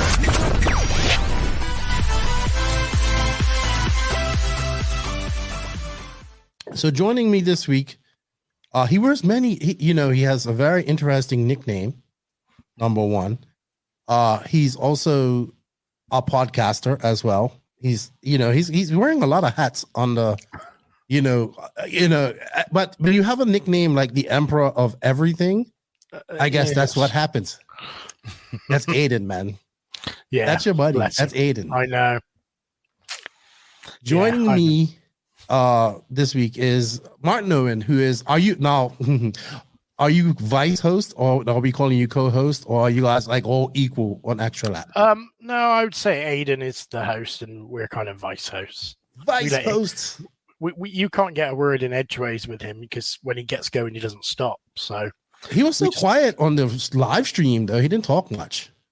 No, he has his moments. He's like his own podcast is like when he goes to his home race, he kind of gets on it and shows it, and then when he goes somewhere else, he's a little bit off pace. Right. So this man, Aiden Burke, and Joey Cockhill. I really have a hard time saying those names. I really do, like Cockerel and all that. They're just, my mind just instantly goes to something else. So no offense, Joey. But you guys are the Extra Lap podcast, English podcast, mostly talking about 10 skill racing. They only do 1 hour podcast, and I like us, even though I think this is going to be one of our longer podcasts this year. Also, you are now the chairman of 10 scale for the BRCA. That's correct. Yeah. Okay. I took over from Paul Worsley, who'd done it for 25 years. So it was some big shoes to fill. You got 25 years in you? Yeah, easily. Yeah, it's not a problem. Okay, good. That's positive thinking. Eight months in, yeah, it's easy. No, it's it'll be fine. You just had a successful Euros. We're going to talk about that. Congratulations. I really enjoyed that. But also, here's a fun fact. You are the only person that I personally know that has earned if you was a 1980s young young boy, and you was into G.I. Joe. Oh yeah. This guy had what everybody wanted. He had the aircraft carrier, the elusive aircraft carrier. Yeah. The USS Flag. Do you ever regret getting rid of that? Yeah, I mean, I think with any toys or anything you collect as a kid, you get rid of it and you look back and you go, "Oh, I wish I'd have kept that." Although I think my USS Flag was interesting because it was my dad and my uncle bought the thing, and I don't know if you've ever seen the sticker sheets for one of those. Mm-hmm. They're huge. Well, I think the sticker sheet started very well, and as they were getting drunk building it, the stickers slowly went very crooked, and I probably had a runway that wasn't very straight on my USS Flag. But somewhere, and I keep looking for them, and I will find them. I have loads of pictures of it. I hope you do. Yeah. Those things are like $6,000 now. I know, unbelievable. It's the biggest ever play set someone ever made, I think. So, yeah. I mean, I can remember it. Going into, I think it was Toys R Us when we lived in the States, and it was unbelievable. So. I remember this being in Bermuda, and Bermuda's always a little bit more expensive, and I just remember it being like $275 in the 80s. Yeah. And back in the 80s, that was like a lot of money. And I was like, I just want that for Christmas. It's just like, nah. Plus, we don't have space. But yes, thank you for coming on, man. I enjoy you guys' podcast. Aiden and I talk quite a lot, and he's also been a big supporter of me and the podcast, and I try to support you guys as well. But after last week's Euros, I had talked to you about coming on, but after last week's Euros, I was like, man, we got to have you on because that was such a great Euros. And Jake, you and I talked about it a lot. You and I are going to touch on it, but I want to learn a little bit about you. So where are you from in the UK? So I'm from the southwest, a place called Bridgewater, which is right down in the sort of, I'm between Bristol and like the bottom of Cornwall. So sort of where the little leg of the Britain that sticks out in the bottom corner, I'm down there. So I've not lived here all my life. I did live in California, which is an ongoing joke with many people that say, "Oh, do you used to live in America?" And because obviously I was in California in the 80s, as you just said, Mm-hmm. and did some racing with what turned out to be some very big names. Mm-hmm. And kind of saw a birth of it a little bit. I wanted to find out, how did you guys end up, how old was you when you moved to the USA, and how did that come about? So I was 6 when we went over there. My dad got a job with Philips Ultrasound building ultrasound machines. He wanted a change of life, and we went over there on a 10-year contract. So I was there from 6 till 16. No way. Was you sad when you had to leave and come back to UK? Yeah, well, it was kind of strange how it happened, because we actually came back to renew our visas after the 10 years, and his job, the company actually collapsed while we were back here on vacation. Oh, wow. So it was kind of, I thought, 2 weeks vacation in the UK turned into, no, we're staying here now. So yeah, it was, but it's opened up many other opportunities. So it is what it is. I mean, California was great. I don't know if I'd want to live there now, but did you? What part of Cali did you live in back then? So we lived in Huntington Beach. Oh, yeah. So yeah. I mean, my neighbor down the road and across the street was Clifflet. No shit. So, yeah. So that's I like I said, grew up in the mecca of racing at events that were in its peak. Yeah. 10 years. So you went over there in what year? 82. So okay, you ran over there in like one of the hottest times of RC. Yeah. You saw a lot.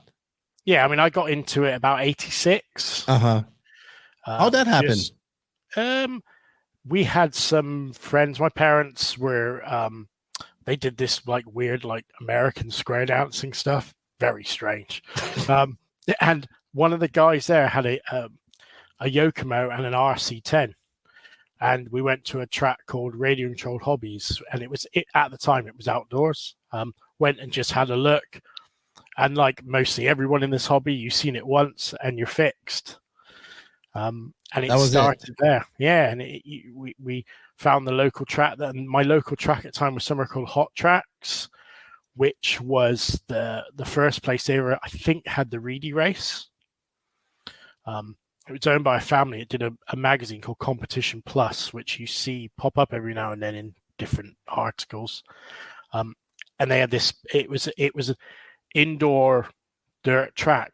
The scary thing is, it was across the road from where OCRC used to be. No way.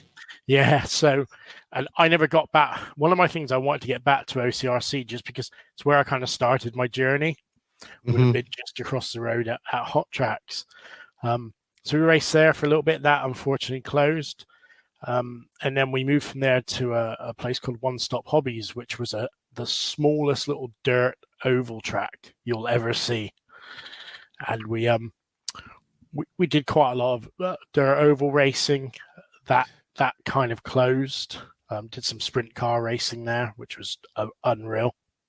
Yeah, so you had the full American experience. Yeah. And then I think that near the end of the hobbies was racing at Radio Control Hobbies Raceway in Costa Mesa, which is where I got to meet kind of a lot of people from Associated at the time, and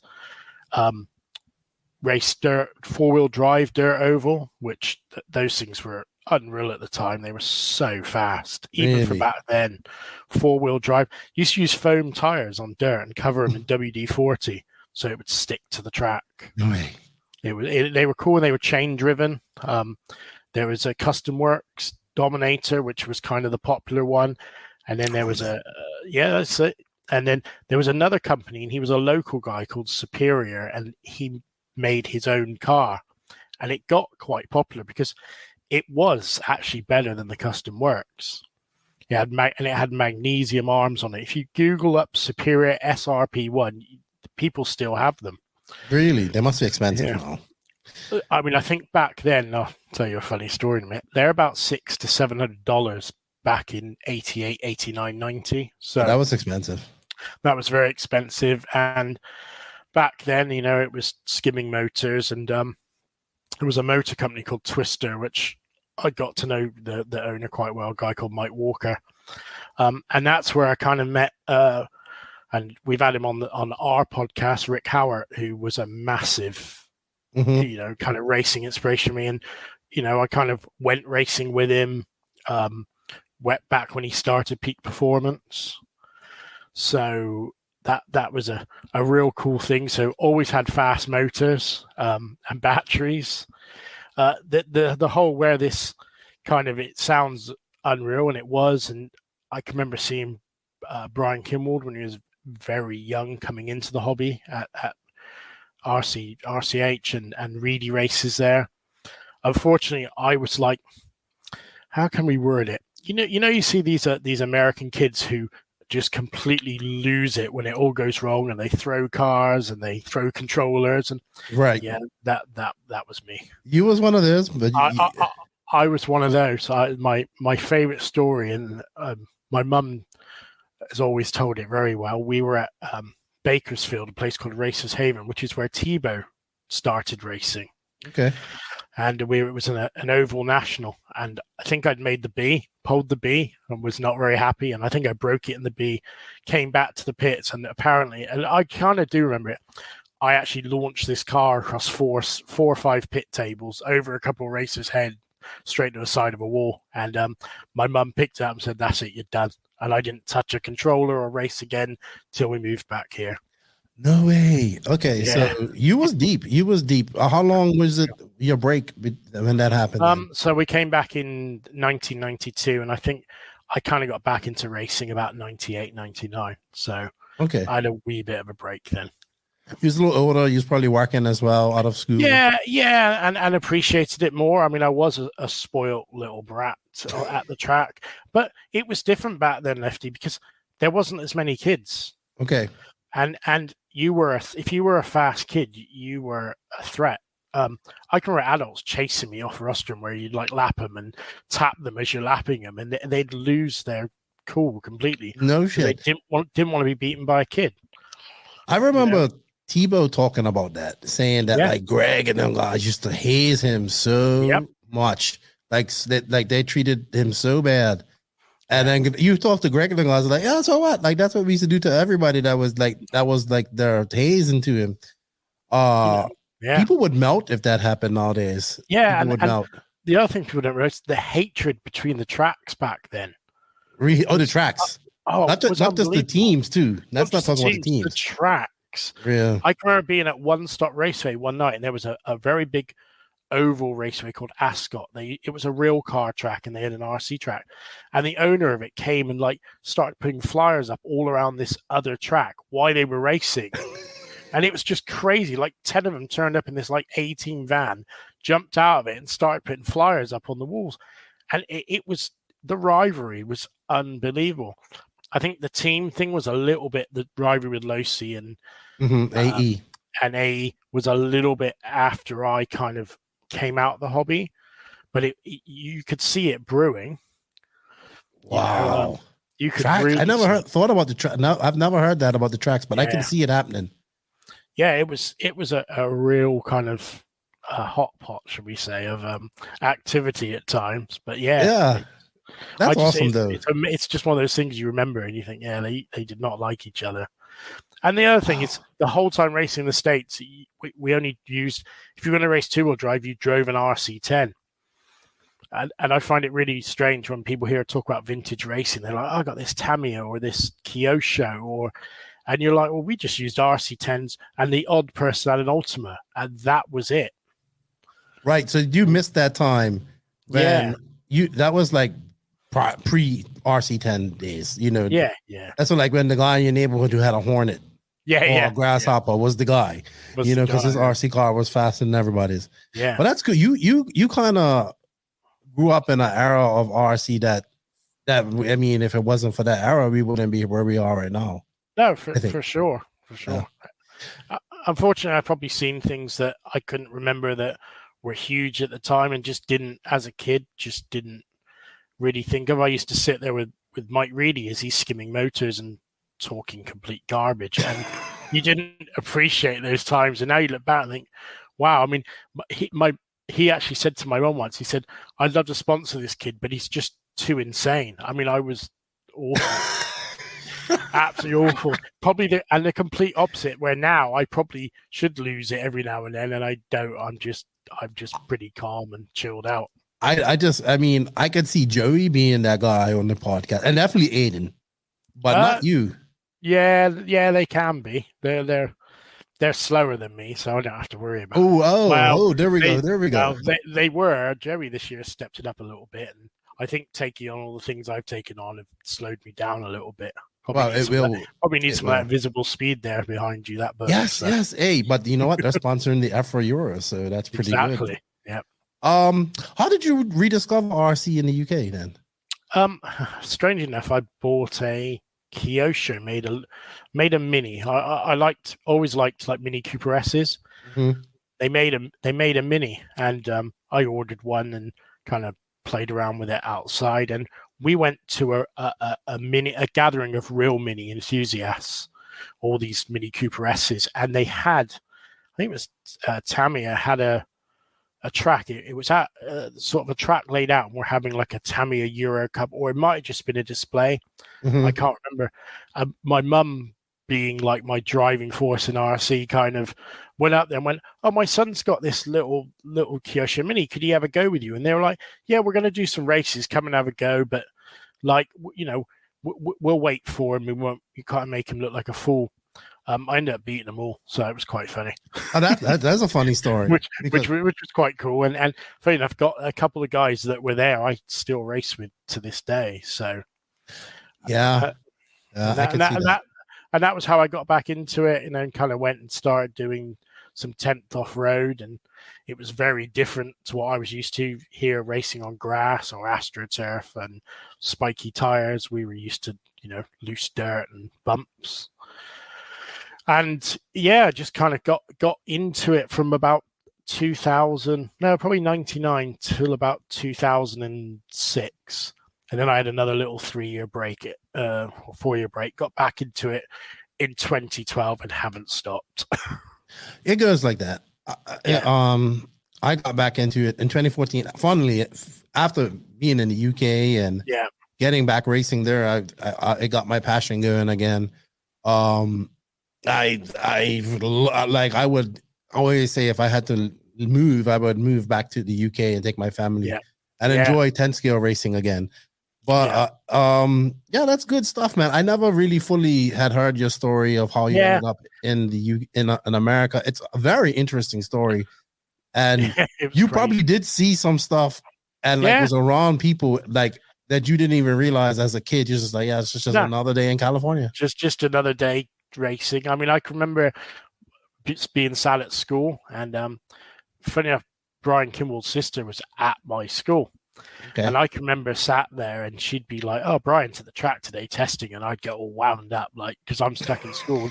Brian, because he was a little bit older, would be there at the track testing. And when you hear the stories about Brian, that's what he did. He went to the track all day and just tried different things and lots of bizarre things with tires, and went on to be the legend that he was and still is. Yep. So amazing. Yeah, amazing. I just find it so weird that some guy from the UK ended up to be around all of that. Like it's amazing how life is, though. And I like to talk about it, but I don't, because I get it ripped out of me. I mean, there'll be people that'll see this and go, "Oh, there he goes, he's on about California again." But it was cool. People that are listening to this won't know that. Like that's why I want to talk about it. And it's cool because, like we just said, we saw things, and it's hard to explain what it was like, but it was cool. And like when we said, we've had like Rick Howard on our podcast, and it was nice when Rick said to the other two, this kid was fast, and I did hear that. You don't realize it, and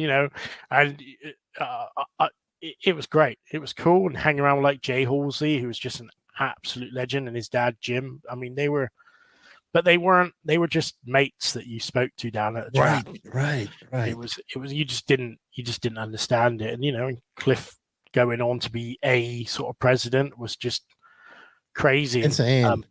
It is insane. My mum went back there, I think, in 2013, And Cliff and Rick took her out for lunch, and she got some photos at A with them, and absolutely unreal that still all this time they remembered us and treated us like family. RC's just a small world. It's very small. It is. Yeah, and you just know people. You get to know people. Like I know so many people around the world now. It's like it's crazy all through RC.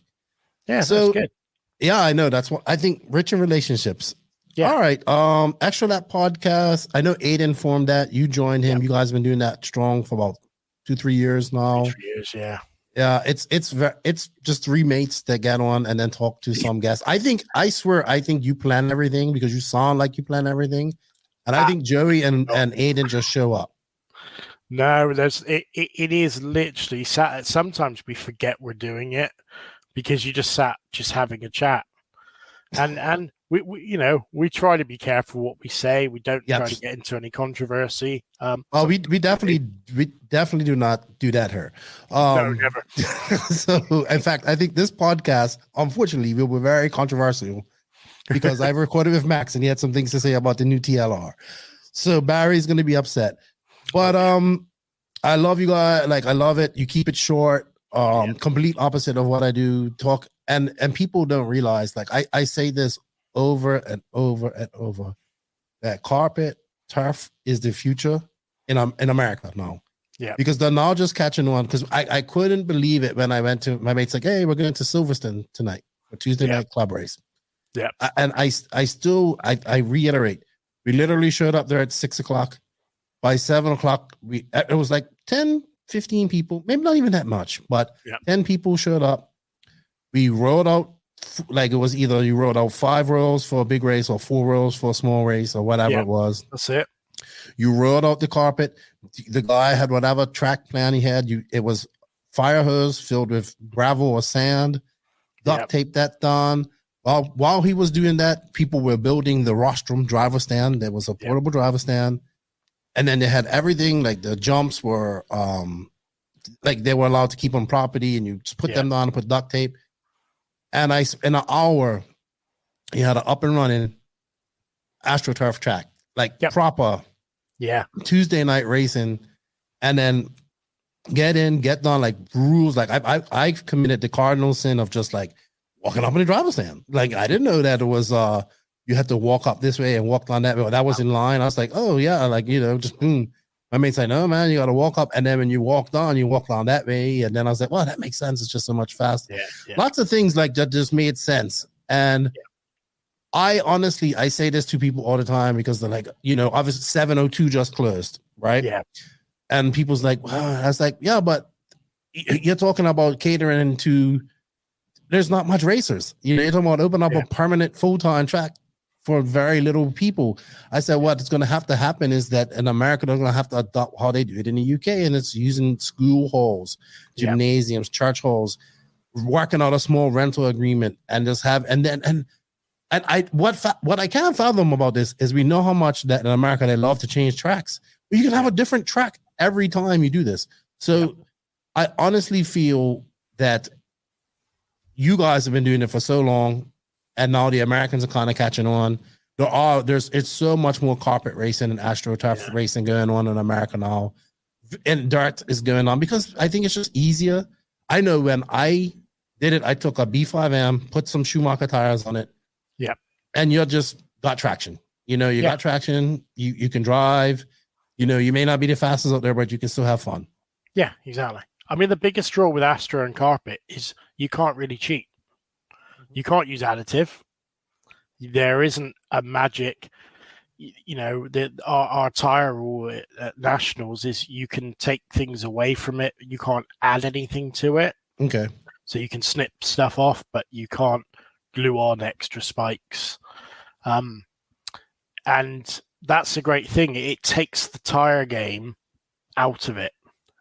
There's no sanding of tires. There's no additive. There's nothing. And as you know from your time over here, we don't do stock racing. You come in race modified, and that's it. Joey Fisher. Yeah, Joey. Bless him. Oh, my God. Him and I were having a discussion yesterday about where the world should be in 2024. It was amazing. Well, Joey is the stock king. Yeah, no stock racing. You just run what you bring. And that's it. I mean, when I was a kid, stock racing is you went and did it. As soon as you won stock, they kicked you out. You went to modified. Yeah, that doesn't happen anymore. And now it's a class, but too much money wrapped up in it. Yeah. But it's it's made itself, and you're never going to change it out there. That's in the States. That's the way it is. They like it. Why not? But is it producing? I mean, they do have the best drivers in the world at the moment with Mayfield and Cav and Rifkin, but Fenn. Is it?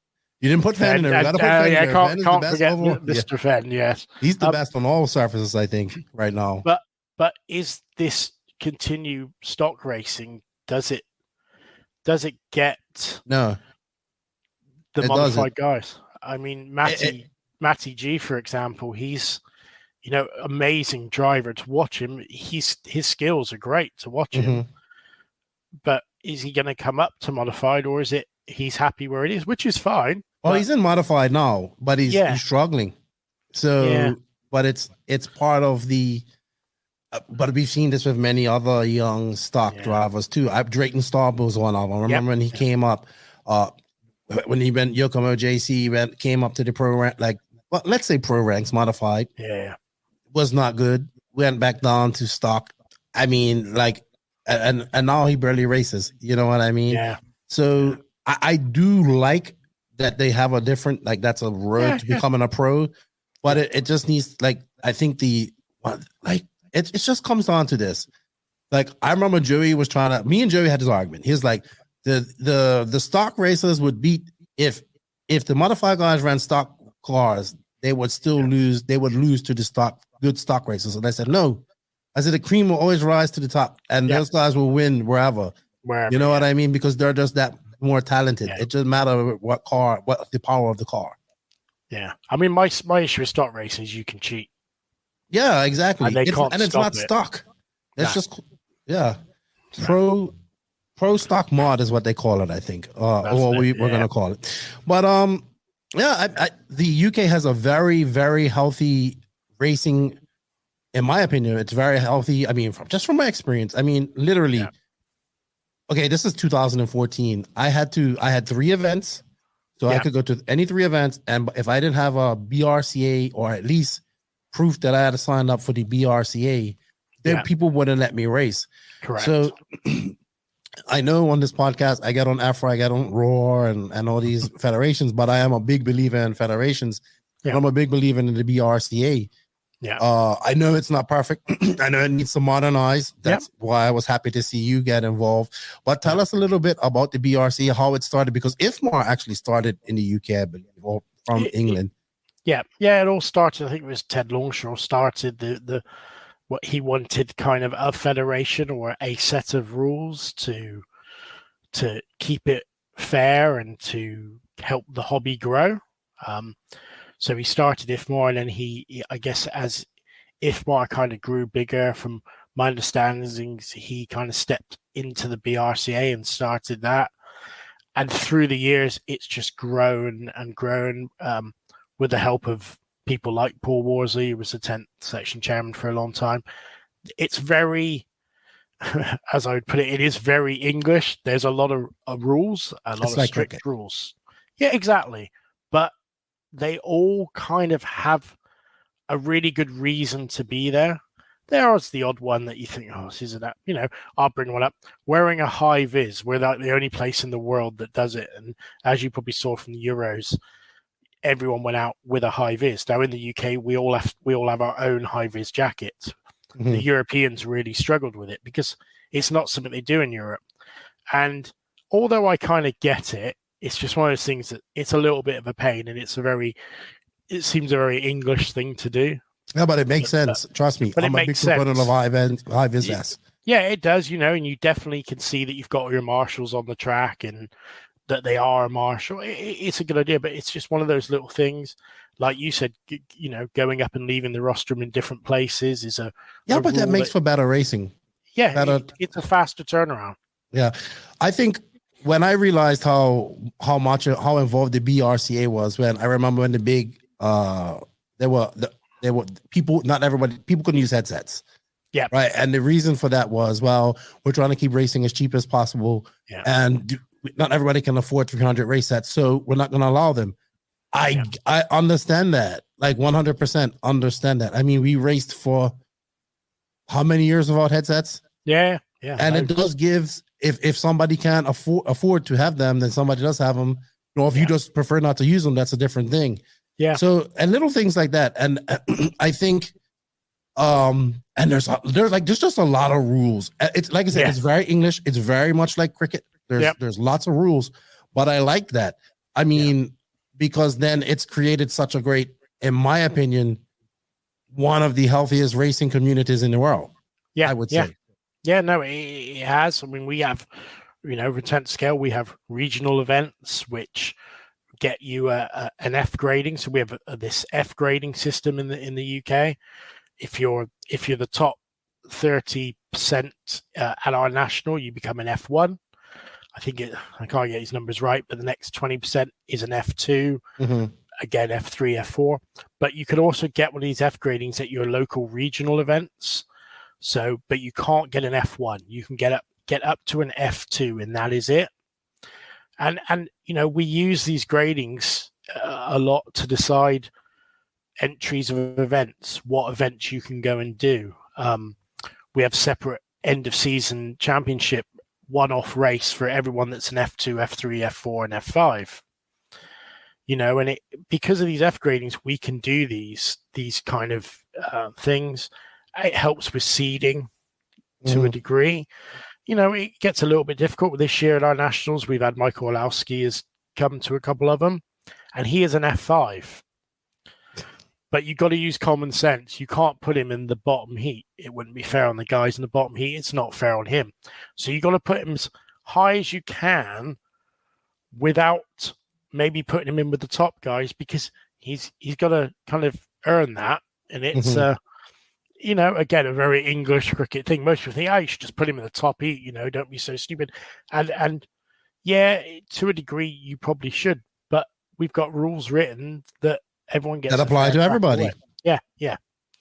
So, I mean, because even like concerning the RCGP run that's coming up, I know unfortunately it's clashing with 10 skill run, and I know people are upset about that.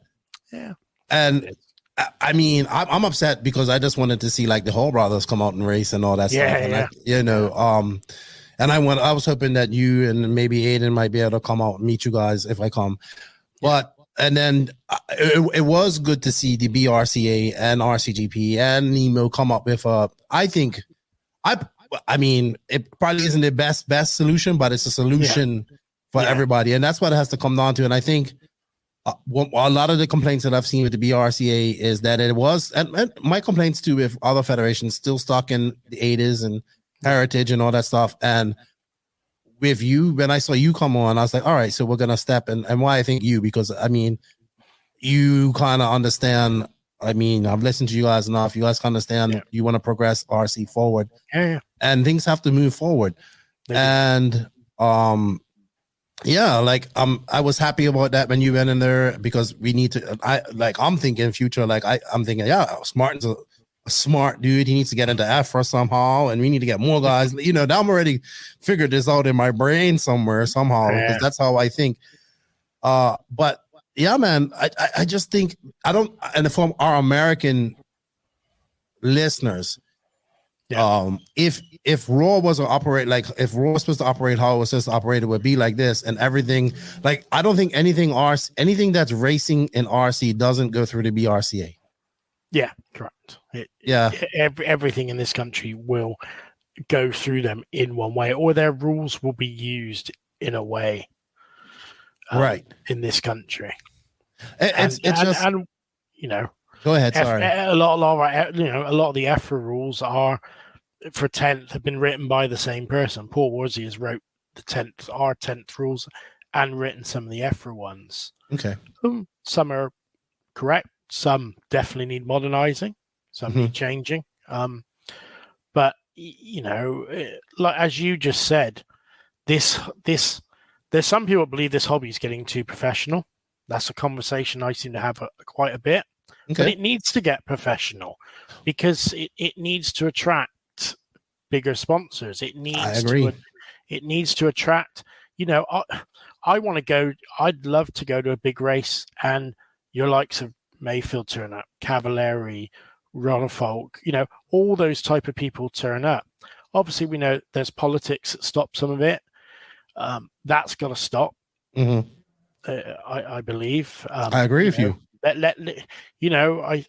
Last night we had Hupo Hongi, the Austrian X-ray driver, on our podcast, and he hit the nail on the head that he joined X-ray. He went from Team C to X-ray, and people stopped speaking to him. Come on, guys, it's a hobby. This is, and he hasn't changed because he's gone to a different team. Yeah, you may not agree with some of the things they do, and that's fine. But I think some of the things they do is to make the hobby grow. I agree with you. They go a strange way about some things, but that's all they kind of know. But I think we need more working together. You know what? I will. Okay, so I think people are scared of RC going professional. We have people that are paid to race.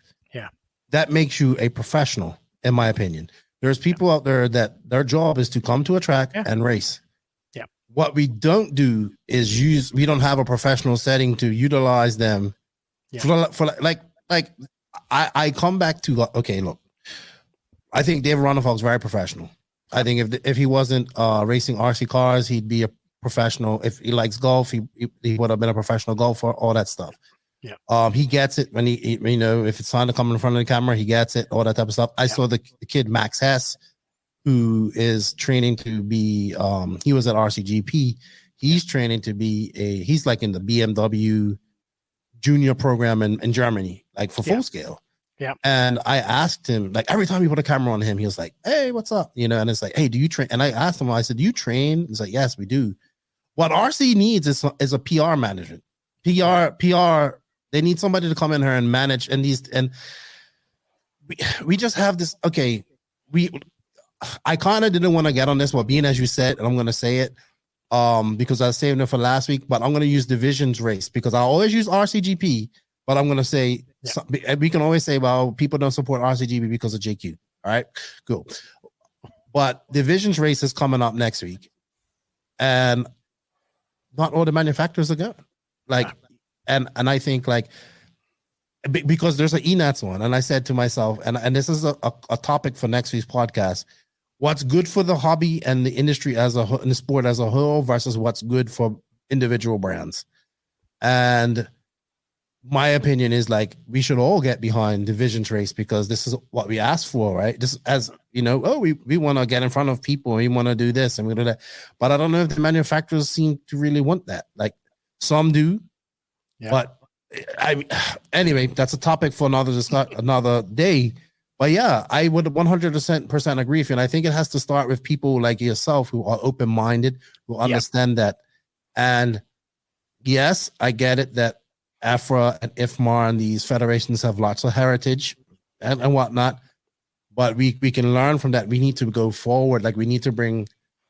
It frustrates my life that we can get cheese wheel rolling, which I guess is real popular and really big around people see that we can get that on the most obscure sports in the world on Netflix, but we can't even get on there.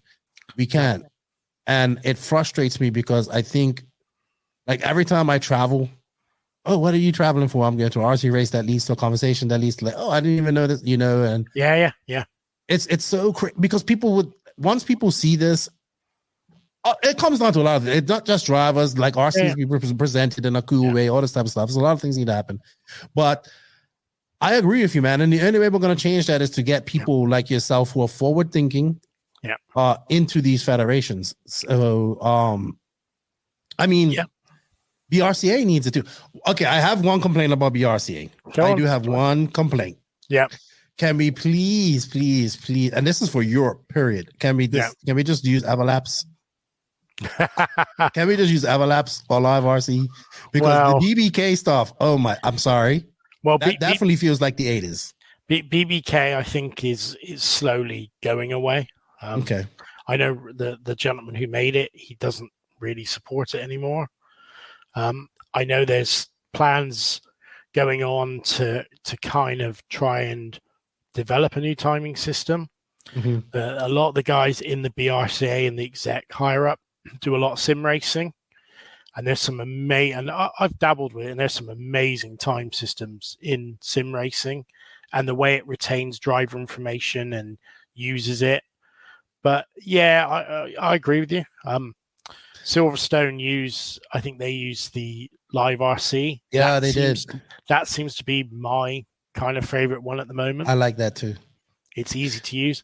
Yep. I mean, this year I'm not liking my RCM right now. No, I tried looking at that yesterday to see who was where, and I put my phone down in 30 seconds. Yeah, even Max says, all right, you're right. Yeah. You are absolutely right, Keenan. This is shite. It is. Yeah, it is. But funny enough, going back just really quick to the professional side of the sport, it's funny, I watched it again. Corey Drakenberg's videos, his Come Drive With Us series, are some of my favorite things to watch. If I'm wrenching, I put those on. And I really like the one he did about the Reedy race, which was the first one he did. And that was in 2013, I think, or 2014. There's two things in that were said, and they've still not changed. One, Scott Earner said, the reason we've not gone big time is our race format. Because those to the outside world, it's boring. It's, and I know RCGP have tried a few different things, and, the formats, I can see it. It's maybe not quite there yet, but it's close. And the other thing, and this is where I've come into this role, is we got to listen to the racer. Ryan Mayfield in that thing says the problem is, and I think he was talking about going to Yotobi racing on the Astra at the time, and he said the problem with these federations, they don't listen to the racer. That's where I'm a little bit different, because I still race. So I know what it's like to race. Yet I'm even now still dealing with people that have never raced an RC car, but think they know how it should be. And that I struggle with that. I can't imagine that there's people are in positions of power to be making decisions about RC car racing. That's what frustrates me. But they're there, I guess, and rightfully so, because back along, people went racing and their dads had nothing to do, and they went, "Oh, I'll go and do this and I'll go and do that." And thank God they did. Yes, of course, of course. I mean, Joey Cockill's dad was the referee at the Euros the weekend, and you could think, well, John's never raced, but he's owned a model shop, and he's it's a difference though. Race. So that's the difference, Yeah, it is a difference. There are some people making decisions that have never raced. I mean, some people could say that I'm aiming at Paul Worsley. He's never raced, which is actually not right, because I found out at the Euros, which I never knew, he actually did race for a while. I never knew that, and I've known him for 11 years and never knew he actually raced. But there are people higher up that, they've dabbled a little bit. And I'm not saying you have to race to help, but you have to at least have your finger on the pulse of the community that you're a part of. Go and talk to your racers. That's what someone said to me, you should never give the racer a voice because it will give them too many opinions. But when I'm thinking of an idea or a rule change, or I'm not sure, I go and speak to my fast guys. I go and get their opinions, but I also go and speak to my slower guys, because their opinion's just as important. And most of the time you will find they've got the same opinion. Yeah, but they're not hearing each other. They're hearing, but they're not listening. Yeah. All right. I want to touch on the Euros. So last weekend, great Euros. Yeah. I mean, you couldn't ask for two better finishes. We had Tommy Hall, local UK kid, with his racing his brother too. Amazing. Yeah. That was funny. Like, I was like, is his brother going to beat him? Amazing. I think every single A main that I watched was great. Full drive and 2-wheel drive. Congratulations to Tommy Hall. That's like, even though, like, okay, so I'm Bermudian, it's British. You don't have any Bermudians there. So, like, for me, I was like, that's cool. Like, you know what I mean? I thought that was cool. And then I really, who really grabbed my attention was the Marcus Carup. And I was like, ooh, I just was watching his car and I was like, this kid, Like, he's good. Like, I watch Tommy Hall and I'm like, he's good, but he's also, I understand that this is kind of like, I know they go there a lot too. I'm not saying that, I'm not taking away from his victory. Yeah. I know they go there a lot. But I know a lot of people go there a lot. But the kid, Kara, was super impressive with his win. And second generation European champion. Yeah. That's awesome. Like, and that wouldn't have happened if it wasn't for great federations. Yeah. And to see the emotions and all that, it's just for me, looking from the outside in and talking about it, I thought it was a great event. I enjoyed the event in 2015 when it was there. Yeah, I watched it. I thoroughly enjoyed this event. It's a very unique track. Very difficult. It doesn't look difficult. It's not like people. It's just a flat. No, it's bumpy and it's crazy. You was very busy. First Euros. Yeah. How would you judge? I mean, for me, I think it was very successful first and perfect for RC. Something RC needed right now. Young kids doing well. Noah Ben Mohammed chasing down Coelho. Yeah. We could have asked for better stuff than that. And unfortunately, your team Schumacher didn't do too well. I mean, when I say do too well, you didn't win. Like, because Arlowski we didn't. Yeah. Was complete opposite of what I thought. I was like, Coelho, Arlowski, they're gonna be first or second. That was my mind. Yeah. But then once people, the whole, it captured me. I blew. I loved it. Congratulations, good job.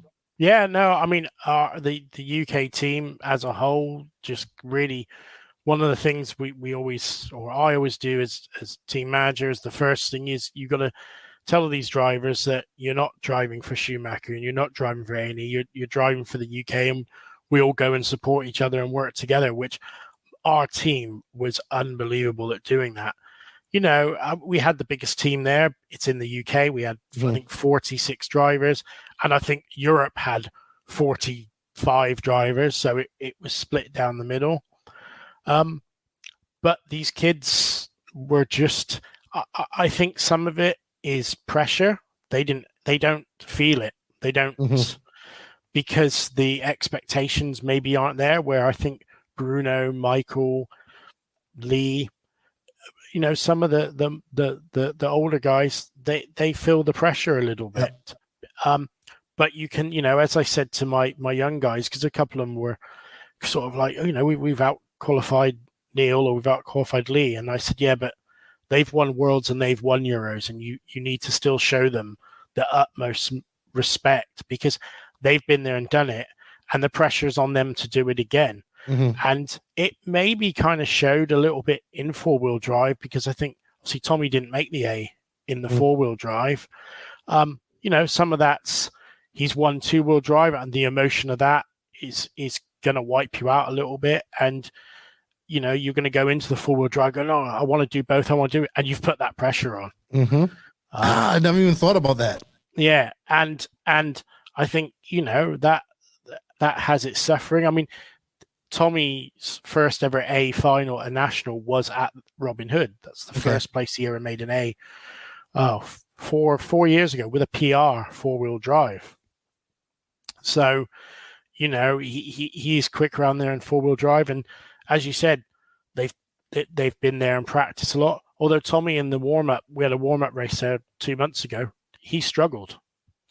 So he was never in the, a couple said, oh, maybe Tommy win. Everyone's going, nah, he's too young. It's not going to happen. And he didn't have that pressure. But JQ said all of this too on Saturday. He said, it's all mental. It is. He said, 100%. The mental game in RC racing, as I've learned in the last 6-7 months, taking on the things I've taken on, your racing suffers. I mean, I'm struggling with my personal racing loads to the point I've gone, you know what, just go and enjoy it. And that's what I'm doing. I've not, I could go a whole day now and not look at the result board and not be that worried. And it shows, because I came back home a couple of weeks back and did a regional at my home track. No pressure. You're not in charge of anything. You're not anything. I won both days and drove the best I've ever driven. Pressure's a funny thing. And just having fun. You're just having fun. Yeah. And the mind games, as JQ has said many a times, you can get in someone's head that you've got him. He gets in his own head. He does, bless him. But no, just impressive. But I think like I was pumped about Tommy, about Carrot, man. I don't know. I just think think talking to because Barkan Killick was telling me about him. I said, man, kid's fast. And Barkan's fast. And I'm like, he's like, well, Barkan's only 16. Like he looks 21, but he's 16. He does, yeah. And then he had that mix up before Lowski in the EOS. So I'm seeing Carup's being fast elsewhere. You know what I mean? And I think I agree with JQ. I think Carup out of those guys. I know how I've been on the kid, but Noah bin Muhammad. Sorry, Ben Muhammad. I think they have lots of time left because they're still young. But I think Carup's special. I think it's special. Yeah.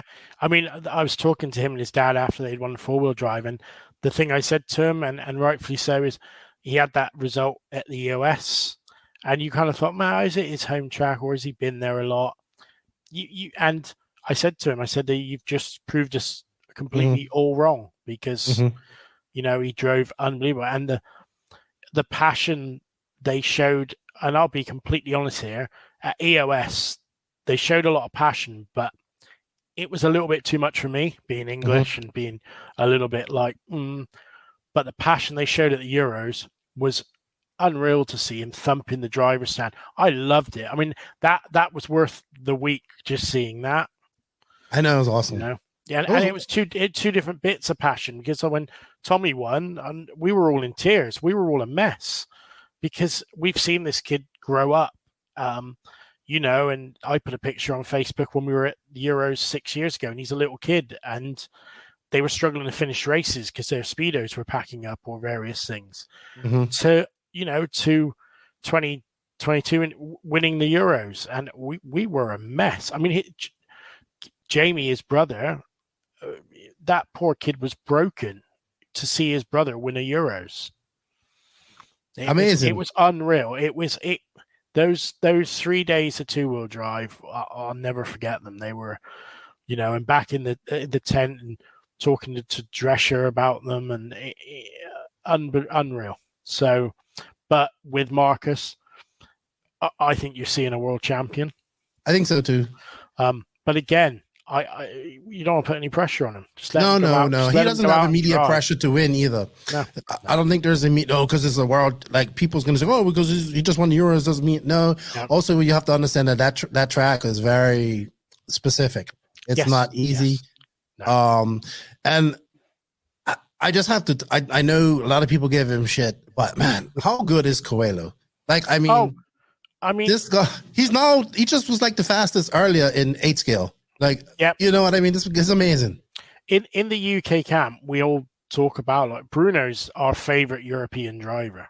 He's amazing. Everyone loves Bruno in the UK camp. He is an utter professional all the time. He's always polite. He's always friendly. He always has time for people. He's had his antics on the track, but those have gone, I think. And again, he'll win more world championships. It's amazing. He's doing 3 disciplines in 3 weeks. That's hard. I think he'll be the 8th world champion if you're going to put money on it. I would not be surprised because it's just the track suits him. Yeah. Being at home. I mean, he's I wouldn't be surprised either. I mean, I'm cheering for everybody besides Runnerfolk. So that's like my reverse jinx. Amazing talent to go from touring car to not like Robin Hood, like it's not what he's used to at all. Yeah, no. And sucked in. He wasn't good in 2-wheel drive. I mean, he had his moments, but wasn't there. And just amazing Euros, man. Congratulations to EFRA needed that too. RC needed that. European RC needed that. And I'm hoping that we have a very good Nitro Euros. I think we are. Beautiful facility. Oh, it looks amazing. I mean, amazing. It's unreal. But I wanted to touch on something that so we're talking about Tommy Hall and that, but all of that comes from having functioning, healthy RC community. Yeah, You guys have. It does. I mean, we look after, or try to look after, our juniors very well. We give them free racing. So if you're under 16 and you do a national, you don't pay. It's free. Interesting. We have, funny enough, this coming weekend, we have a one-off junior championship for under 13s and under 16s, which, again, it's just a one-off race, but the youngsters get to have a bit of glory and enjoy themselves. Again, it's completely free for them. They also, alongside it, run a veterans race for over 40s and over 50s. So it gives us old people a chance to maybe do something. But we really do support the youngsters, because that's good. That's the future. You got to. And for me, it goes back to what we spoke about 45 minutes ago, getting, grief from old people when you beat them. That doesn't happen now, which is great. We support them. Absolutely. I mean, we had two sets of brothers in that final, which I know, that's crazy. It's bizarre.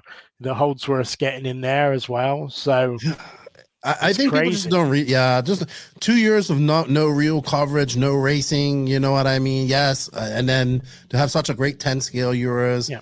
I'm just happy to see the Europeans racing again. Yeah, I love it. I enjoy it. One of my goals of this podcast was to I know most of my people that listen to this are American. I want them to see what's, because we talk about it a lot. And when I went to Italy and I saw the track there and how everything was there, I got it. I got it one time, why JQ always says what he says and why Max says what they say and all that stuff. And I just think when I came back, I told anybody, if you're RC enthusiast, you need to get across to Europe, England, and experience a race over there.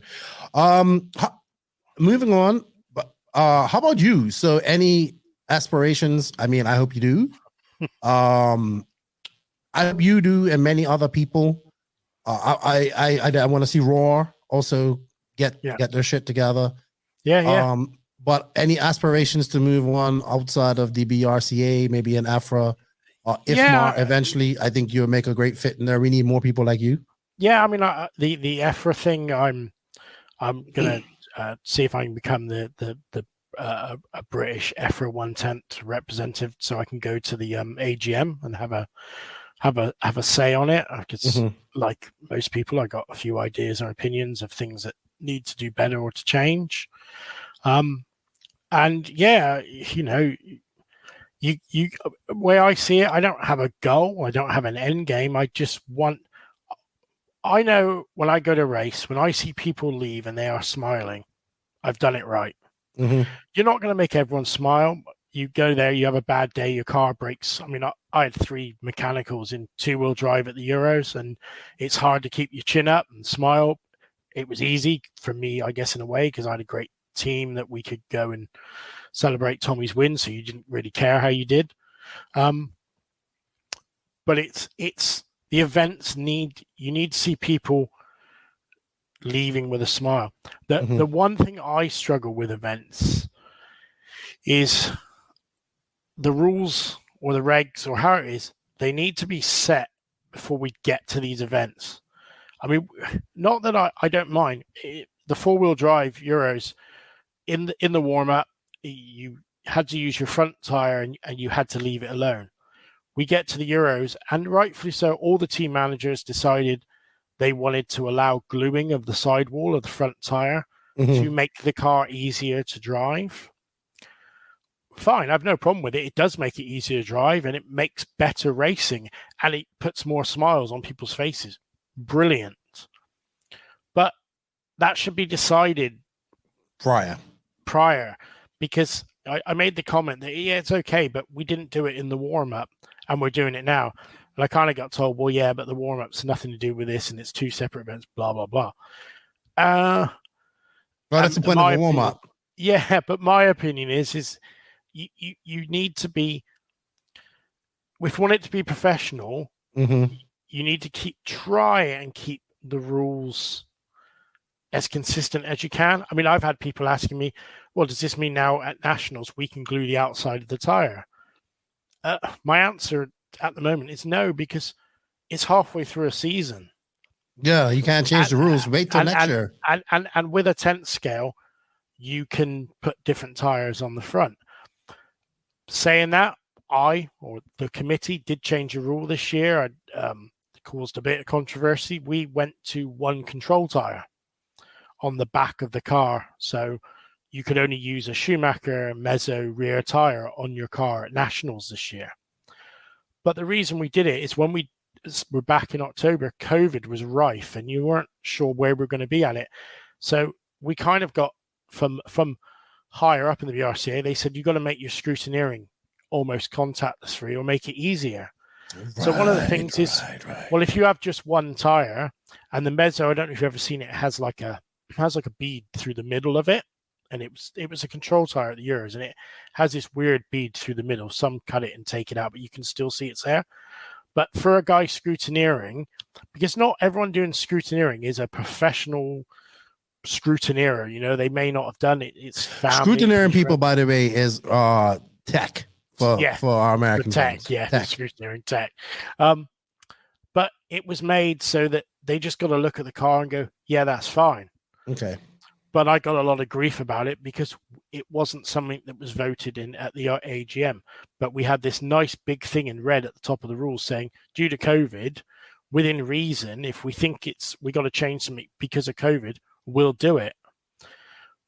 Now, you could argue, going back to what you said with RCGP, the BRCA 8 section are getting grief because they've changed the rule halfway through the season for your RCGP or for the RCGP race.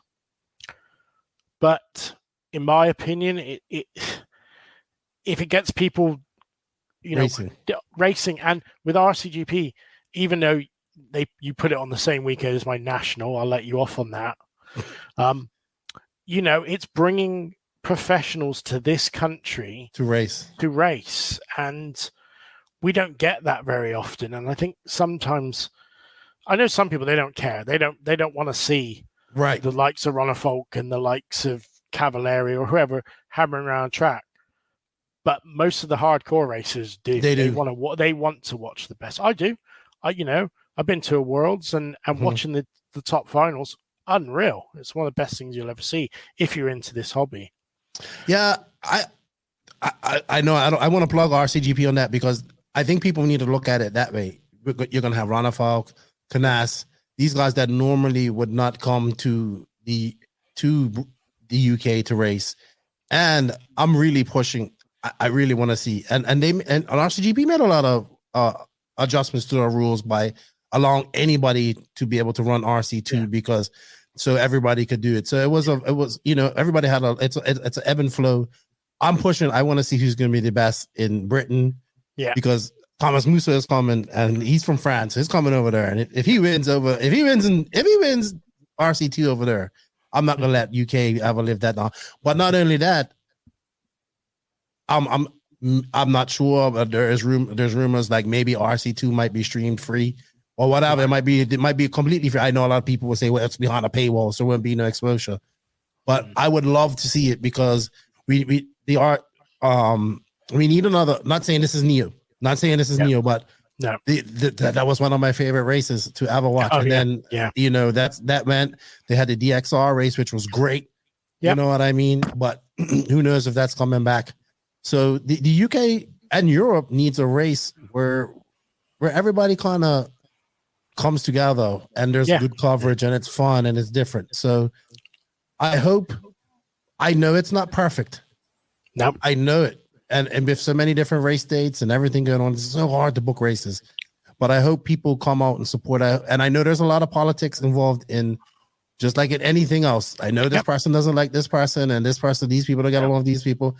That's like anything else. I mean, you're dealing with racing. It's definitely in the UK. It's definitely a lot of rivalry too. I hope they come out and just support just come out and race, like get extra track time. That's it. Like, look at it like that. Get your extra track time for your national that's coming up. Yep. I mean, exactly. The thing is, what I've learned in this role, and you probably have learned the same doing podcasts, you will not please everybody. at all. Whatever you do, someone's going to be upset. But you got to try and please the majority, which most of the time we all get right. Sometimes we don't, and the thing is it's probably a bit different RCGP. I'm quite lucky with this BRCA role because nobody else wanted to do it. When Paul Worsley said I'm stepping down, and if you don't get a chairman, you won't have a section, nobody put their hand up, and it was my wife that went, you want to, and she said, what are you going to do all summer if there's no national series? She said, because I don't want you here. So hand up, and there we go. Let's go and be chairman. But if I've always said, if they don't like the way we're doing it, and I say we because we are a committee, you come to an AGM and you get a new chairman. And, and I've said quite openly, I said it this weekend, if I went to the AGM and someone else came along and went, I want to be chairman, I would just give them the laptop and go, enjoy. Because I'm not, it's selfless. It is, it's something that no one else wanted to do. And if you're going to criticize me, then you should have turned up and put your hand up. Yeah. And you know what? I think you're doing a banging job. Like you said, though, your personal racing will suffer. Yeah. And at some point, you're going to be like, I just ain't going to race. You know what I mean? I know that it happens because it happened to me. Yeah. A few have said, why don't you just at nationals, just race one day? But I still know in me that if I went to a national and couldn't drive an RC car, I would want to be there, but I'd just be gagging to race. You know what? One of the biggest regrets that I have in my 5 years of doing this, when I started with Jakey, was giving up racing. Yeah, it will be. Because now I have nowhere to race. Yeah. So that's also a thing. And when I go to races, I just don't have time. People, you could just do this. I'm like, no, it's just, you can't, you either do one or the other for me now. So I get it. But, congratulations. First Euros was awesome. It was good. Congratulations once again to Tommy Hall and the UK. It was good to see that. I was like, that was awesome. That was awesome. That's the good thing about the Euros, like country versus, not just brand, country. Yeah. And brand, in my opinion, should not come into it till afterwards. And advertise like hell afterwards, but right. The issue is, in the USA, it's just one country, so they don't have that. So it's always going to be brands with them. Yeah. And Carup, like the world got introduced to him, and the other young kid from Mohammed from France. Yeah, I loved it. Like and racing his hero at that. When he said racing. I mean, for me as well, a very good friend of mine made his first Euros A, Paul Crompton, who I did see that. Yep, who I went to China with, and I've spent a lot of time with him. He's a massive pain in the ass at times, and he knows it. But he made his first year. He won his first national 3 weeks ago, beat Orlowski outright. Right, and then went to the Euros and he was the top UK qualifier in 4-wheel drive, and made the main again. Absolutely amazing. Amazing. So, and I did see some somber news. David Church passed away. Yeah. I mean, that was destroying. That was in the RC scene. I mean, again, Dave, bless him, and he was a character. Been very good friends with him, as you probably met him at Maritime, and I've known Dave personally for 10, 11 years, and he's some of the reason I'm probably sat doing this, because he always used to moan about how it was run and how it was done. But yeah, it was a bit of a blow to an amazing week to hear that news at the end of the week, unfortunately. Yeah, but unfortunate, and some condolences to him, his family, and the community there. Yeah, no, we're feeling it a little bit, I have to admit. Well, Martin, man, I knew this was going to be a good chat. I knew it was going to be fun. I enjoyed it. You guys, if you haven't checked out, I see. Man, I hope nobody replaces you, because we need more people like you. I hope more people like you get involved in some of the other organizations. Yeah, we'll just keep going. And if you're listening to this and you're interested, I have to plug this. If you're interested in getting involved in ROAR, if you're American and interested in getting involved in ROAR, please do it, because that's what they need. They need people that want to push forward. And I'm actually going to have the guy who's running for president of that one soon as well. So as much as I criticize them, I want these what we just talked about is exactly why I want federations, because it produces a healthy, fair RC community for everybody and breeds what you guys have. It's amazing. Martin, and Extra Lap. Don't forget to check out Extra Lap. They don't do YouTube. They just do straight audio. And Aiden, who is an Everton fan, I mean, that's great. He could be worse. He could have been a Pool fan or a United fan. But I don't mind him. Fan, but, you know. Yeah, he's all right. Him and I are cool because he's an Everton fan. But City fan, come on, now you got to feed the goat and let him score. Continue to do your work. Continue to chase your purpose, because I think you have good intentions. Well, I know you have good intentions. We'll get there. And and everything else will fall in place. Thank you for your time. Congratulations on the Euros. Check out Extra Lap on all podcast apps. If you guys need to get some information, how can anybody contact you, Martin? They can email me or contact. They go on the BRC website, look on the 110 section. All my details are there. I'm on Facebook. Send me a message. Anything. I'm happy to try and help or answer anything. Hey, I'm on Joey's thing. We're going Martin for IFMAR president. That's what I want. One step at a time. Better than the one that's there now. That's for sure. Let me be nice so I can go to the Worlds in September.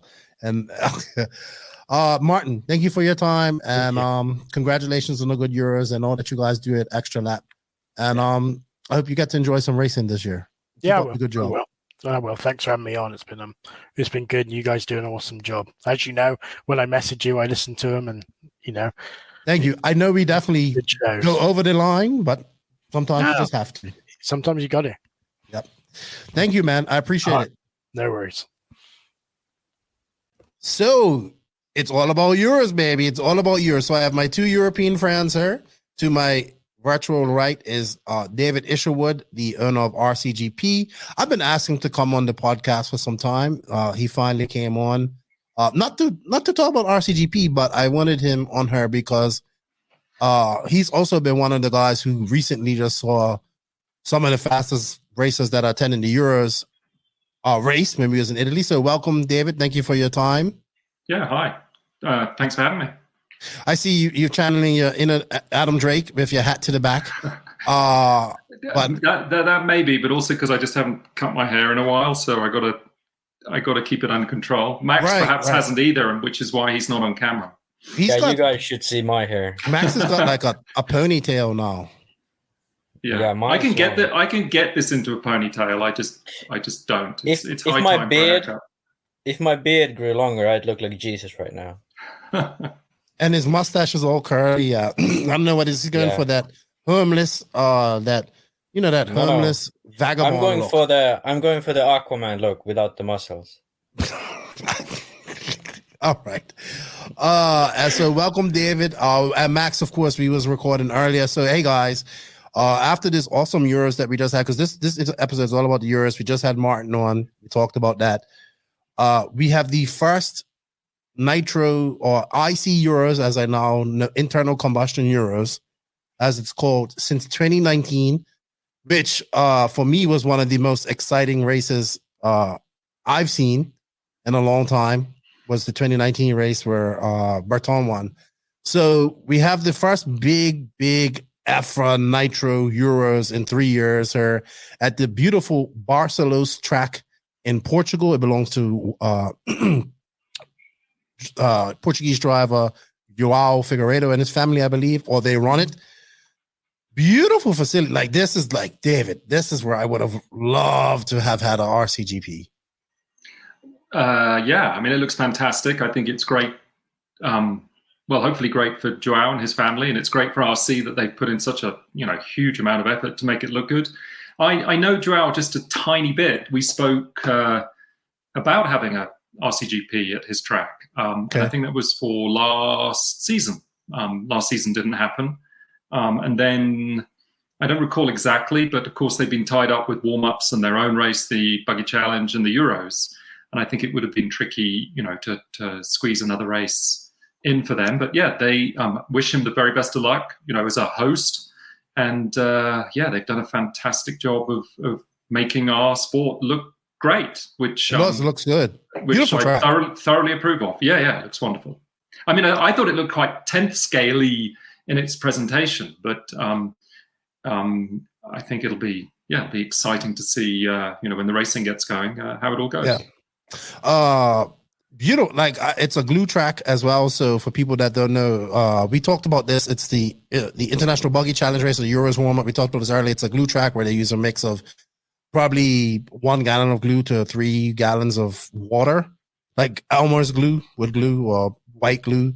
And then it's sprayed all over the track and it seals the track. It also seals I like that they seal the red paint as well. So the red paint doesn't disappear like it does. I love when tracks look like that, but I know that it's going to disappear within the first couple of days. So they seal the whole track. It's a very unique surface. It needs to get rubber on it. And it actually at some point has too much traction, I believe. Because we had one similar to that here in the DR. That's actually where I first met Joseph. So at a glue track here in the DR. So I understand how it goes, but man, I think Max, is it the guy Miguelo who built this track, right? I think Miguelo built this track. Where's Max? You're muted, Max. Yeah. Miguelo built. I think I'm not exactly sure if he came here for the Euros because they remade the track a bit. They did change some things. Warm up and last year the track was, I think, for IBC last year. Yes. So IBC last year, Miguelo built the track. I think he even sent you some videos if you remember back then. Mm-hmm. And we were amazed how cool the track was. But they made a few changes for the Euros, which is actually quite surprising because I can't remember a Euros where the track was, or the layout was a lot different from the warm-up. They don't usually do it, innit? The Angara ring's been the same for many years. No. I think actually Angara ring they made slight changes, but can't remember because I wasn't at the warm-up. But either way, most of the time, Euros and Worlds, the track's the same for the warm-up and the race. But this time around, it was a change. So that was very, very nice to see. And I think I may, by the looks of it, prefer the new layout. Yeah. Can you tell exactly what changed? I mean, this is a picture of I did see some video from RC Special, but it wasn't too much. It was just like one lap of each driver. So we don't have no video because I believe, talking to Matt, that coverage actually as we're recording this, it's Wednesday. So coverage actually starts tomorrow because qualifying starts tomorrow. By the way, this picture is brought to you by Chris. Yeah, I think it starts tomorrow. Yeah, it starts tomorrow, I think. Late tonight for me, tomorrow for Europe. Yeah. I was talking to Matt. Basically, it's the same issue. Like what people don't understand right now, like traveling, flights getting canceled and all that type of stuff. It makes things difficult as we experience at RCGP. Like British Airways is canceling a lot of flights. So I think like Nick and those guys are getting there from, wherever they were this past weekend and getting everything set up. I actually think Matt is staying home this one. So I think, yeah. But anyway, RC Racing TV is going to be there. Their coverage will start tomorrow. I can't wait. Hey, I enjoyed the Euros warm-up here. Look, we have so many fast guys at this race. I just can't. Okay, let's just get right into the nitty-gritty of this here. Look, we just saw Canas completely dominate at RCGP. Completely dominate, David. Do you not agree that he was the most dominant racer there from start to finish? Well, first, an admission. I don't get to watch as much racing as you might think I do. So I will give you what I think I saw, or that may be slightly contradictory to what actually happened, but at least it'll be what I witnessed. Because I usually don't get the luxury of standing. What was you doing? Maybe races. marshalling for somebody or something? Oh, well, at this one, I mean, whatever needs to be done, but generally quite busy. But no, I would agree. I think Elliot had a good weekend at RCGP in Italy, which was nice to see. And yes, I think overall, Juan Carlos, had a fantastic weekend. Yeah. And it was good. I did catch up with the endurance final highlights. So I saw, I was aware how close it was. But yeah, I mean, 2 years since I last saw him drive, he obviously has kept himself busy during COVID and has come back even stronger. So yeah, it was good to see. And I think he's going to be in the mix this weekend. I believe he won in warm-up, did he not, Max? Or was it Ongaro? Canas? Yeah. No, Ongaro won both races, but Canas was definitely fast. And Canas has had a very good success here before. Mm-hmm. I talked with David, and he's been really good at this track. David Ronefok, I mean, at the World's warm-up, we discussed Euros, and he thought Canas would be one of the fastest drivers. The thing about Ongaro is he may now look like wherever he finished. I think he finished 5th after practice. He may always. But that's nothing. We can't judge that.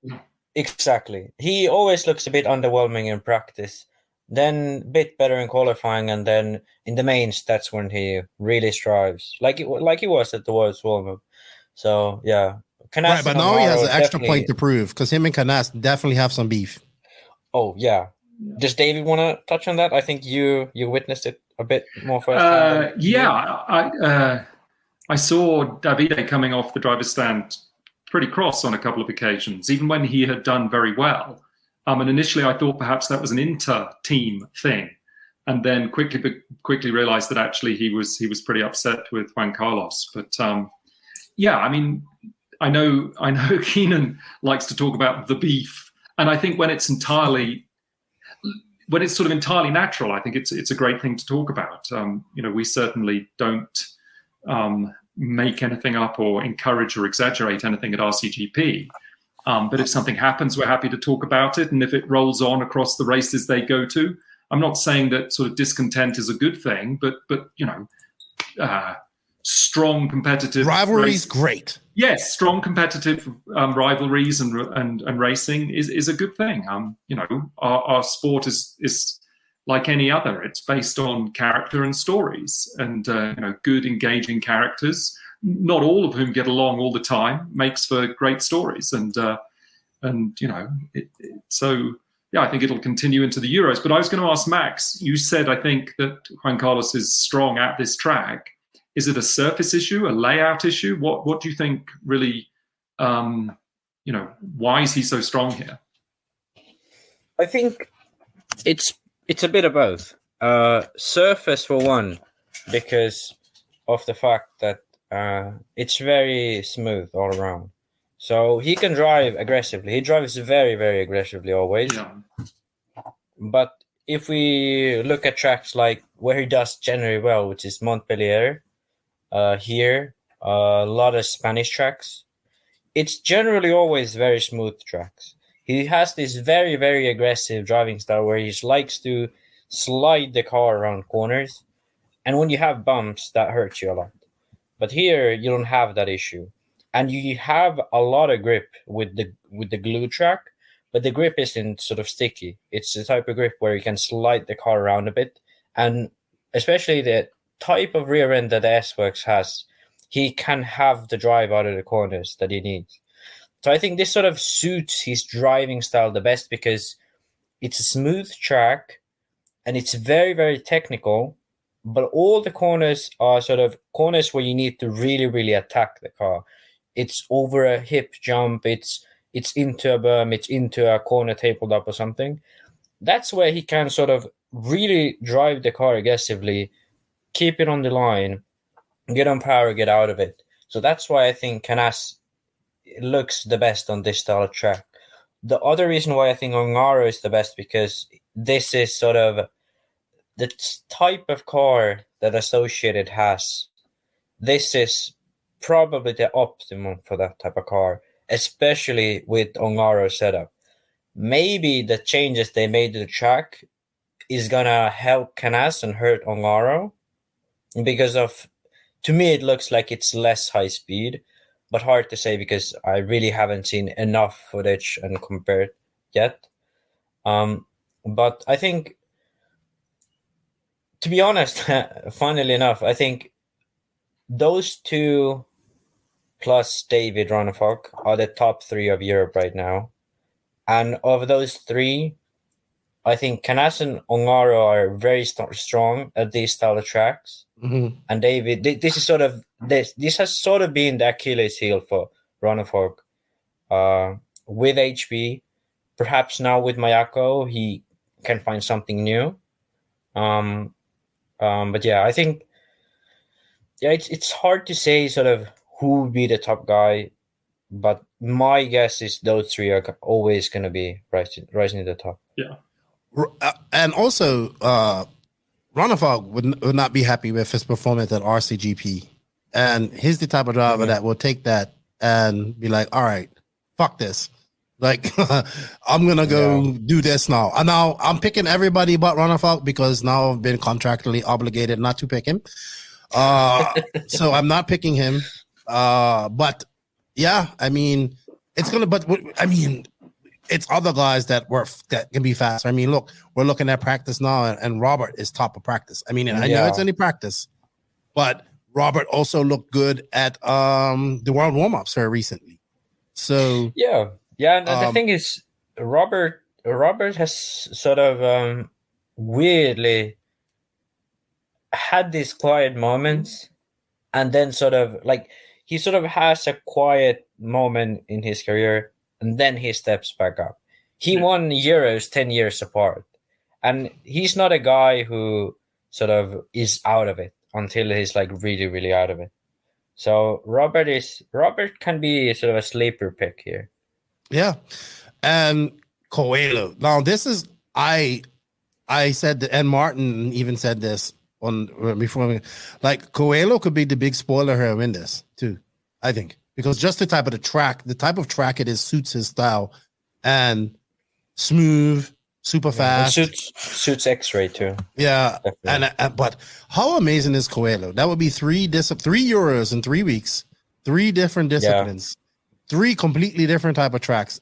Man, look, I was never a good enough driver to have to worry about most things, but I can see how tons and tons of track time with different cars can be helpful, but it must also be a little confusing, right? I mean, to adjust. That's what I'm trying to say. It's hard. On-road, off-road, 10 scale, 8 scale. It's hard. That's what I mean by it's amazing.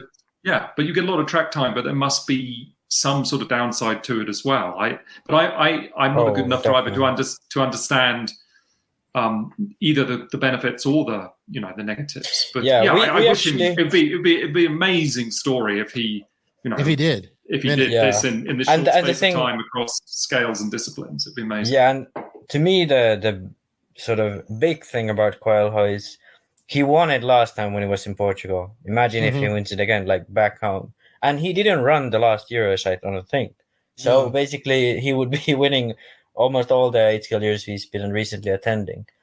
The thing I find we actually talked about this with Joseph, and we sort of found an angle which we both were sort of most impressed by. And I think people, if they see it like we did, will see it too.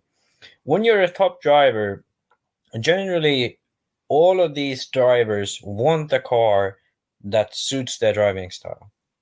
Now, it's not easy to find a setup for all conditions where it suits your driving style. You need a lot of track time with that car. Now, Coelho is a driver who runs, what does he run? Tool drive, all drive, on-road, and then 8-scale off-road, and then EP off-road too, 8-scale off-road. So he runs so many classes, there's absolutely no way where he can get enough practice with all of them. And yet still, he's able to compete on the highest level on all of these classes. So to me, that speaks out that he doesn't need the car to suit him. He just needs the car to be good enough that someone can win with it, and he drives that car to its absolute best. So that's, to me, that is the most impressive part about it. It's not that he's not an 8-scale driver and he drives other classes. It's the fact that this car most likely is quite unknown to him in the scale of, like, let's say David Ronenfalk, who pretty much only runs 8-scale, or Ryan Mayfield, who pretty much only runs 8-scale. He's a guy who spends most of his time tuning his on-road car and then just picks up his 10-scale cars and goes and almost wins the Euros. Unlucky for him, sort of.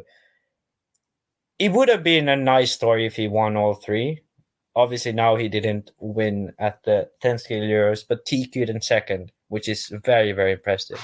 The only driver I can sort of remember from my RC knowledge, of RC history knowledge, is Atsushi Hara.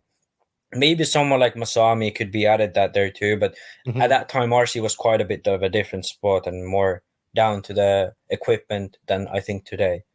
So yeah, Hara obviously is one name that people can think of who has that same skill that Coelho, that he can be so good across so many different things.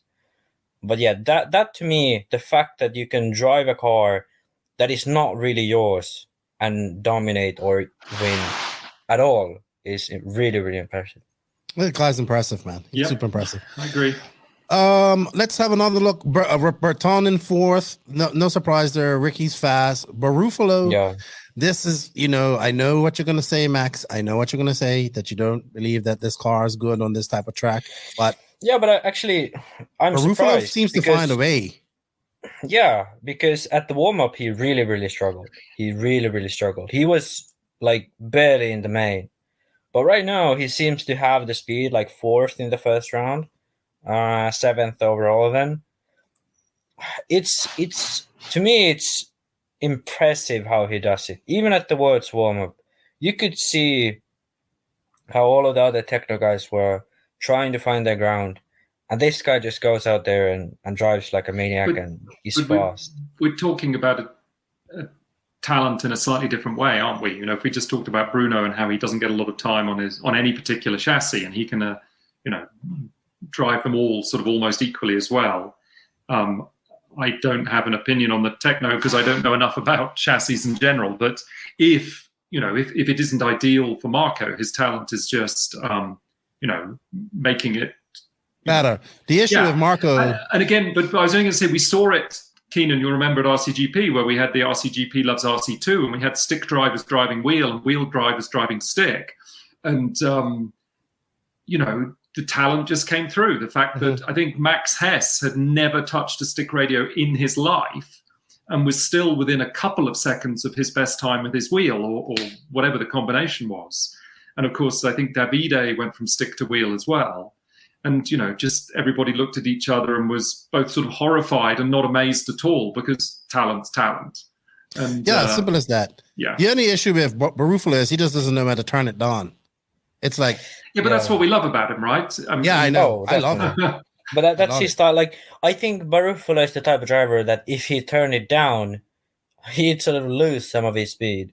Like, really? A lot of his speed is down to the fact that he is driving like that. Like, he doesn't miss a beat. He doesn't let the car sort of do a thing for him. He does everything to the car, Like, I sort of thought that drivers like that would be better if they calm down, but I've sort of changed my mind a bit. I think some drivers, the way they drive, the reason why they're fast is because they don't let the car settle for a bit. They keep it going all the time.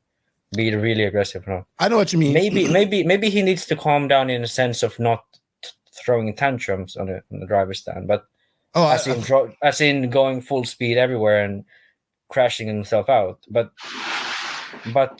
in terms of how he drives, I think, especially on the techno, I think that might be his sort of strong suit.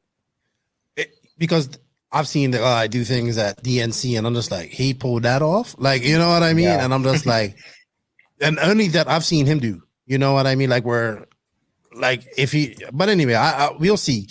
The Killix, I think, are gonna be players in this time. I don't know. I don't know, man. It's gonna be a tough choice between Borak and Barkan. But I think Barkan was the faster at this track maybe the last time. It's been so long, I forget these things. But I don't know. I mean, Borok's in 9th and Barkan's in 11th at this moment. So I think it'd be really good to see them do really well. I would love to. I mean, Borok came 3rd at the 2019. But they're sort of next generation, and they have such a good attitude. And that kind of thing should be, you can't not get behind that, and it'd be really nice to see them have a good weekend or a good week, I suppose. I'm really looking forward to it. Just once again, European style racing. So we get a lot of style mains. We got racing all the way through. It should be great because I believe you still have to race in. I don't think you TQ and get right in like before. So I'm definitely looking forward to the coverage starting tomorrow. I know they're gonna have opening ceremonies today and whatnot. But yeah, it's gonna be great. I can't wait to see it. It's good to see it. Me and Max talked about this, but it's good to see Invisible Speed on as this title sponsor, but also RCGP came on as a sponsor as well, which I was good to see because I mean, yes, we know that RCGP is working with EFRA or working not to put races on top of each other, but it's also good to see RCGP put some money. Like you guys don't have to do that. You don't need the advertising, but I think it's it's good collaboration. I think, look, it's more about support than advertising, but having our name not attached exactly, but I can't think of the word, but attached to something that isn't ours, I think, was important. But like I say, it's about.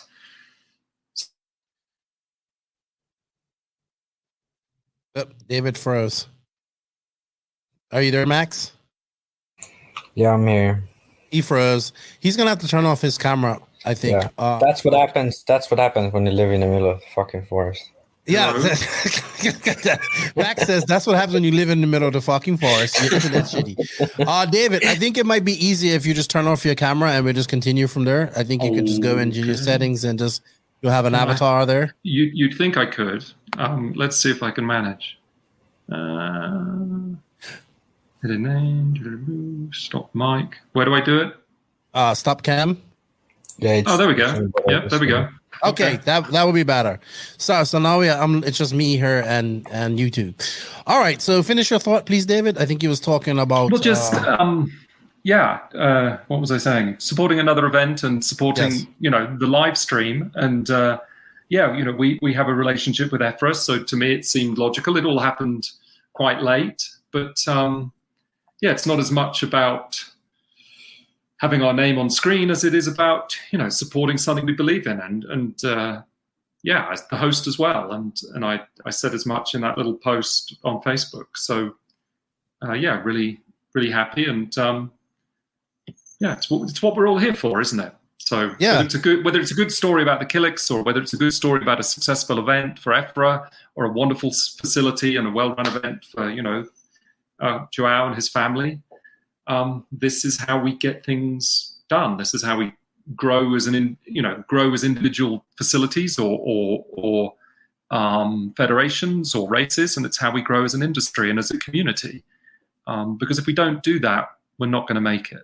So that's sort of why we got behind it, and really pleased and proud to be involved. A little bit. Yeah. It's not like anybody's paying attention to us, but it feels like the right thing to do. So there we go. Good. I think it's good too. Are we gonna make any picks though? Anything else you want to add to this, Max? Before we, I mean, it's not much. We haven't seen much footage. Yeah, this is I want to preview. I want to make picks for sure. I want to make picks. That's 100% sure. But all right, so you want to make picks? Yeah, but I actually want to add to the fact that Invisible Speed and RCGP is a sponsor. I think it's interesting that I'll say it.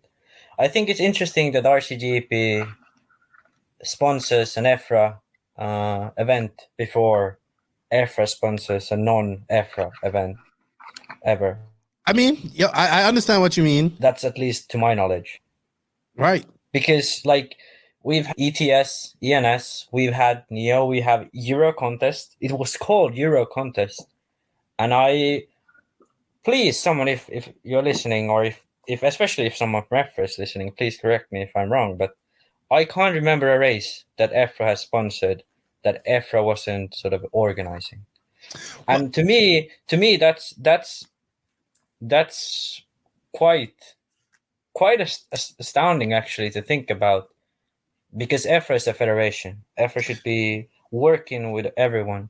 But I think that's how you get to that point. Yeah. Exactly. That's where we're coming to. Right. Instead of now focusing on what EFRA hasn't done before, I think we should focus on what we all, like David is now doing with RCGP, what we all should be doing in the future. EFRA, like Dave now, this year work with RCGP, it has been great. And that's very, very nice to see. But I wish that extends further. And even like perhaps RCGP could sponsor IBC some year. Who knows? Just like as an example.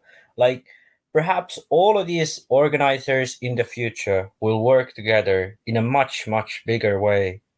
And I think sort of this sort of RCGP sponsoring an event, that's not a huge deal on its own. But I think if this were to become the standard of our industry, it would be a much bigger deal. So that's, I think, for everyone to think about just the sort of idea behind this, instead of just looking at, okay, RCGP paid a sponsorship for this event. I think that's a bigger story about it. And that's just what I thought. Yeah, I mean, I don't know that it'll benefit RCGP particularly, but that wasn't my first thought. It was, hang on, there's an opportunity to work with a group of people that I know a little bit, Matt and Nick and Control and RC Racing TV, and EFRA we've built a bit of a relationship with EFRA, so that seemed like an easy fit to support. It seemed like the right thing to do rather than good as an individual race or organizer or whatever it is that I am and we are. So if other people think that that's the right direction, then maybe we'll see it happen a little bit more. So yeah, I mean, well, I kind of want to segue into this a little bit. I know I'm trying to avoid this at most, but might as well. Even the Visions race, like that's coming up next week, Dave. Like I saw the guy who does all the pictures, Jacob from Race Time, he's joining up with him. Obviously, they teamed up with Scotty. They teamed up with Scotty's part of our Live RC, teamed up with Joey and all this type of stuff to do this event, which I think is going to be great because I'm really looking forward to this next week. And it's good to see that collaboration happen. But I think I don't really want to go into too much this week, but I think what we're seeing is basically they're kind of encountering the same thing that RCGP encountered when it came to getting the support of the manufacturers to send drivers to these events. It comes down to I mean, it's great that we have new people and RC2 people coming up to RCGP, but it'd be great if Rivkin and Bornhorst would have been in Italy too. You know what I mean? So I think collaboration has to start somewhere. You know what I mean? And collaboration on your and you and EFRA side started with them just agreeing that you guys have an agreement not to put races on each other. I'm just going to mute you, David, or whoever that was who was grinding. Sorry. And then you see the collaboration with Live RC, Joey, obviously, and then race time events and all that stuff. So that's good to see as well. So hopefully we can all collaborate as manufacturers, the industry, to start in supporting things that are good for the industry and hobby and not just for individual brands. Does that make sense? Yes. So kudos to you. I'm glad I did it because also like we work with Matt and Nick and we see how hard they work, and like the sponsorship for that shouldn't be no issue. Like this is the first Euros in 3 years. It should have been full. People are insane. People are going to be watching. This race is going to be jam-packed this weekend online watching. I guarantee it. I know. Is it not full? I hadn't. I mean, what I mean, really for like it lots of people watching it online. There's gonna be lots of people watching this race online because it's we got this is the first Euros in 3 years we have her. It's a big deal. It's a big deal, and if we can get some of what happened over and the magical stuff that happened over in the 10 scale side of things last week to happen this weekend, then that's just 2 really good weeks of racing for European RC in general, but European RC that it's needed for this 2 years off COVID. 2 years off COVID, nobody's racing, everybody's back, and So I hope that this example that you set with this, and I hope I'm just excited, man. Yours, people, Just to tie a few of the thoughts together from what perhaps I've said, Max has said, and you've just said. I think, look, Dave was really brave recently. I forget which race. Was it Silver State, maybe, where he ran a different format? No, that was AMS. Okay, AMS. But people were hating on him online before the event had even run. Yes. So I think Dave has a particular style of running his 4 or 5 races a year, and he took a risk. And as far as I know, it paid off. I guess the real proof will be whether he chooses to do it again. But people were hating on him before the race had even run. So I think, we're trying to work a little bit more with EFRA, and it's going quite well, I hope, so far. And again, with the Visions race, I think I know what you're not talking about, but we should wait to see how it goes. Yeah, that's what I am. That's what I'm kind of doing. If we're going to be critical of any party, whether it's sponsors or media or drivers or hosts, or let's at least see it go through its first iteration. And I think the race is next weekend. Next weekend. So not this, and then, it's less sort of negativity and hate and more, I would hope, more constructive criticism. Yeah. I think this jump to conclusions before races or drivers or events have even had a chance to, be especially seen. New ones. That's never happened. To be seen to be doing what it is they're doing is what I find disappointing. So I'm excited to see how the Euros goes. I'm excited to see how the Visions race, I think it is called, goes. And, we'll reserve probably my private judgment of any of it until I've had a chance to see it, because heaven knows we don't get everything right. Mm-hmm. And, people in glass houses and all that. Just to touch on the Visions race, it's also, so Mav TV is going to do like a 1 hour special on it. So I'm assuming they're going to take, either RC Racing TV, Live RC is going to give them the footage and they'll make something of it, or Live RC will put together a 1 hour package and it will be on Mav TV, which is great. I've had many people say to me that we need to get RCGP driven on there as well. And I agree. The problem is, like, if you read, this is something I wanted to ask you, because I get this, I know we're kind of getting away from the Euros a little bit, and we're going to get back on that and make our picks after this. But I've had so many people like, oh, the RCG, this should be on Netflix and this should be on that. If you look at what Live RC said, after many years of asking and calling and trying to get this done, and Live RC actually works with the full-scale world of racing in things, they just got Mav RC on, Mav TV on to agree to have like an hour special of this race, because obviously this is a big event. You know what I mean? This is a race at a giant event that is going to be attended by thousands of people. So Mav TV is going to be there, and this is going to be a part of it.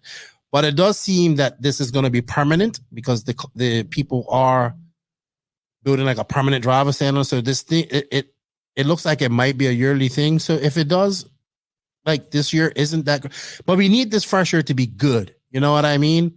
And we need it to put the best foot forward for RC. So I implore people to attend, like, you know what I mean? And I don't know, like, I just kind of, we'll wait. I just kind of saw the same response from when I look at the list of people that are going, and I'm like, wow, this manufacturer isn't setting this price and why, and this, you'll see. We shall see. All right. So back to the Euros, and then I want to touch on RCGP UK, and then that's it for us because this has been a long podcast. David, are you going to be brave and make some picks? We're going to do top 3 for the Euros. Yes. Well, I don't think I'm going to be that brave. I can only go on what I've most recently seen, and I think it'll be Juan Carlos, Davide, and David. Okay. I would put an order on it if you want me to, but I think Elliot will be quick. I'd like to see, just being a little bit biased, I'd like to see some of the Brits do well, some Elliot and Lee. But heavens, Bruno could be in the mix, and, you know, it'd be nice to see some sort of unexpected and fantastic stories as well. But if you're going to press me, I'm going to say Juan Carlos, Davide, and then David. Okay. All right, Maximus, your turn. Yeah, so my picks. Maybe Ongaro now gets his first. I've been so wrong in my latest picks, I think. Do you think he's going to get it at this race? Maybe. I think he's motivated too after losing to Canas. Yeah, and also this is his track. Like I don't remember a race where he has lost at this track. Yeah, but he has this Euros curse where he has not yet won a Euros. Right. Well, you know what? I am picking everybody but David Ronafalt. Okay, I'm going to go with Canas, David, and Ongaro, David, and Canas. I'm just going to say the top 3 people will be those 3 guys, I think. I'm not saying which particular order because I'm not jinxing nobody. But if I do think that Ongaro is definitely one of the favorites, and Canas, to win this. Surprise, who do you think is going to be in this main that you probably don't think wouldn't have been in her? Give me a name. One name.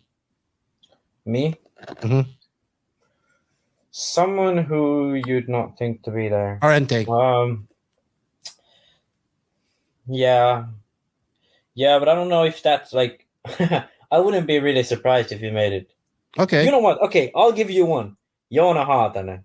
Okay, so you're going to pick the finish. You're going to go with... Joona Haatanen is my dark horse for the main.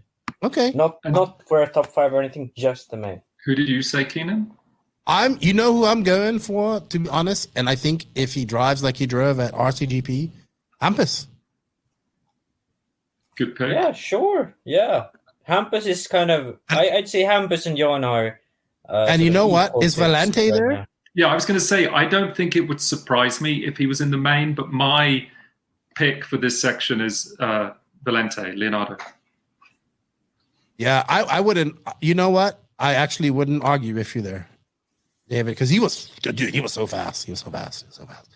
Yeah, hey, I wouldn't be surprised about Valente. Well, Lanka and Bloomfield are at this race.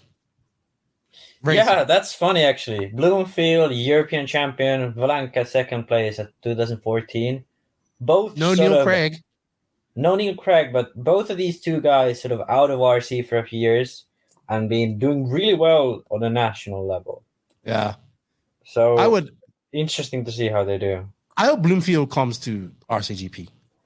And with that, you know what? Before we get into RCGP talk, David, so Euros start tomorrow. It'll be on YouTube and Facebook of EFRA, RC Racing TV, I believe. I'll be all on that. You know that. I'll be geeking out. I'll be up early watching that stuff from early tomorrow morning. So it'll be all on the NNRC page tomorrow morning. Well, it'll be Friday when you listen to this, or late Thursday. So you can find all your Euros right there, and let's watch some of the best in the world. I mean, this is a great prelude leading up to the Worlds in September. I mean, we got this race. We got probably one more Wicked Weekend, probably the last race where all the Americans are going to get together and probably race each other. So, yeah, it's good. And then, I don't know. I'm just excited to have Euros. Good luck to everybody. I'm looking forward to a great broadcast from there and some exciting racing. I think I'll be a part of doing some things with Matt on Friday and Saturday as well, virtually. So I'm excited about that. And then it's the next race for us will be RCGP UK. David, good job on the working out the differences with the BRCA. I mean, it's not the absolute ideal thing to happen, but at least we got some collaboration as well there, which was good. Yeah, I mean, putting calendars together is tricky. Within your own class, within your own state, within your own county, within your own country. I think putting them together for a series is tough. A World Series is tough. So yeah, clashes are inevitable.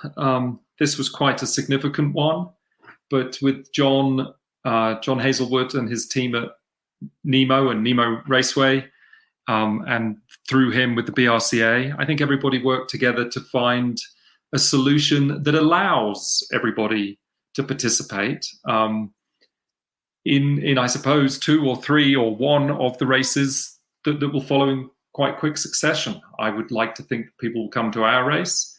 I think it's going to be, offer something a little different. That's, part of what we do. So yeah, I think the collaboration piece is the most satisfying though. And, again, all the preemptive negativity, all the preemptive hate, it's just unnecessary. It's a waste of energy. Getting solutions and coming and racing and, having a darn good time. And I know John's up for it, and he and his team, will be great hosts. Yeah. So, again, the collaboration bit, it's really, satisfying and necessary. And, come race, we'll be there. We're going to give it, the entire team will be there in full force. And I hope to see lots of Brits. It's sort of coming home for me. I'm, an Englishman. No shit. Been living abroad for quite a while, and it's fun to have the race at the home. And, I'm only following in the footsteps of other giants, really. So I hope we can live up to that in some part. Yeah, and England hasn't, and hopefully, and it's going to be good coverage. Let's put it that way, and hopefully something happens on that too. I'm not letting any secrets out. I'm just pushing for some things. I look forward to it. I'm challenging. I'm listening to challenging now again to all, because you got to change the rules so anybody can join this. I hope to see the Skidmores and the Clancys and all those coming to this race to see who's the best in England too. And I hope Musso comes over and he does some. And I hope some more people from Europe come over. That's going on the first weekend of August, I believe. So check that out. And but this weekend it's all about the Euros, and we'll be geeking out on that. And I am going to say that I'm not making any picks, but yeah, we'll see. I mean, it's hard not to say. Why just make all these picks and somebody like Barton wins or Battier? I wouldn't be upset if Battier won, to be honest. So, or Killix, or one of the Killix to win, to be honest. Yeah, I'd be excited if any one of them won, really. Right. I think Berton winning again would be the most interesting. Yeah, that'd be cool. Because he's very unexpected. Sort of. He'll be the longest reigning ever European champion. Yeah, probably. But look, what one of the perhaps more expected guys winning, but maybe having a great battle would be a great story, or perhaps, a sort of unicorn win of somebody a little less expected would be a great story. So I think the stage is set for a fantastic, race and story. So, I'm excited to see what happens. I can't imagine, I can't imagine really being disappointed by, or the wishing. Anything that could be disappointing is if that Canas, okay. Anything that could be disappointing to me is if Canas and Angaro just get out to a lead and nobody challenges them. Not if they battle with each other. If David gets out to win and nobody battles, then it will be extremely exciting for me and I won't care. But, I just hope we have a good race. We had a great 60-minute it would be a 45-minute race, I think, at this. But we had a great 60-minute battle at RCGP that people will get to see later on in Italy that didn't see it. And if we could see something like that at this race, then we're in for, or even just how it was in 2019, we're in for a good treat here this weekend of racing. And it's going to be good for European racing and much needed after this 2-year break. Fellas, I want to thank you. This has been a long podcast. We haven't done a long one like this. This is a 3-hour plus podcast in one go. So I want to thank everybody for tuning in. And also I have to pay some more bills while I'm here. So RCE3 Racing in Huntsville, Alabama invites you to join them on August 6th and 7th for the 13th annual Rocket City Challenge presented by Futaba Radios. Averaging over 200 entries annually, the Rocket City Challenge is one of the South's premier outdoor off-road races. With a 2-day race format, you're able to enjoy a laid-back racing atmosphere while battling out with some of the fastest racers on the East Coast. This race also features fun events like a buddy race, a pit stop challenge on the Saturday nights to give racers a fun way to wind down from a long day of qualifying. With grand prize giveaways like a Futaba 10PX, the HB8 E19 RS, this is one event you won't want to miss. Check us out on Facebook at RC3 Racing, or for more information, or visit them at www.rc3racing.com. Actually, I would like to see more tracks do kind of like what the Pros and Joes thing. That was a good event. I think if anybody could get something really good out of that, it would be from that RCGP event. Also, we'd like to say thank you to Lugs Racing for their continued support. Lugs has over 55 years of combined experience. They've been testing treads, wheels, and rubber for your performance. They have 2 lines of tires, the Econ line of tires, which is developed with racing budgets in mind. High quality but lower cost means savings can be passed on to you, racer. Then they have their premium line, which they use their custom modes and proprietary rubber blends and compounds to offer you, the racer, the best set of tires that you can have. They also only sold in sets of 4. Tires available in medium soft, super soft, and mega soft, and now long wear. Go to www.lugsracing.com. Use the promo code NNRC Lugs in all caps to save 25% off your order. All links and all that stuff will be in the written description of this podcast. Thank you to Lugs. Thank you to everybody that supports this podcast. Let's have a great weekend of racing, everybody. And I look forward. Maybe we'll get to, I'm sure we'll be talking throughout this whole next couple of days about all of this. So, thank you for your time, David. Thank you, Max, for your time. I know it's late. You got to go. Thank you, everybody, for tuning in. Enjoy the Euros. Good luck to everybody. Be safe. Thank you to all of the NNRC squad around the world. We guys can't do without you guys. Thank you to the patrons of the podcast. I can't do without you. Thank you to all the awesome sponsors of the podcast. They are Invisible Speed, TZO 200 Tires, High Tech RCD, TNR Fuels, Mayako, Beach RC, Techno RC, Lugs Racing, G-Spec RC Tuning, Papa Willie's Traction Tonic, Some Pedal USA, Racecraft USA, Clinic RC, RCGP, House of RC, DR Race Shop, JTP RC. Thank you, David, for your time. Would you like to say anything before you leave? No, just thank you very much. Thank you. Hope to come on again sometime. Max, nobody can see you, so they can't salute you. Did you want to say anything? You were super. I'm pretty sure that Barry's going to be upset with you this week, but you came out full arrogant mode, dude. I liked it. Good job. Thanks. It's good to have you back. Yeah, it was good. Yeah, maybe Barry will be mad at me, but he can watch the Euros and feel good. What's the Euros going to do for him?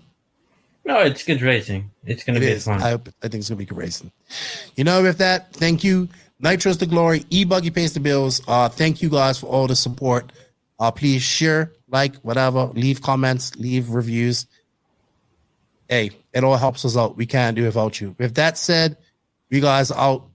Enjoy the Euros. And we'll be back Monday or Tuesday to talk all about it. You know we're going to be geeking out about it. Lefty, Max, and David, you guys out. You guys have a good weekend.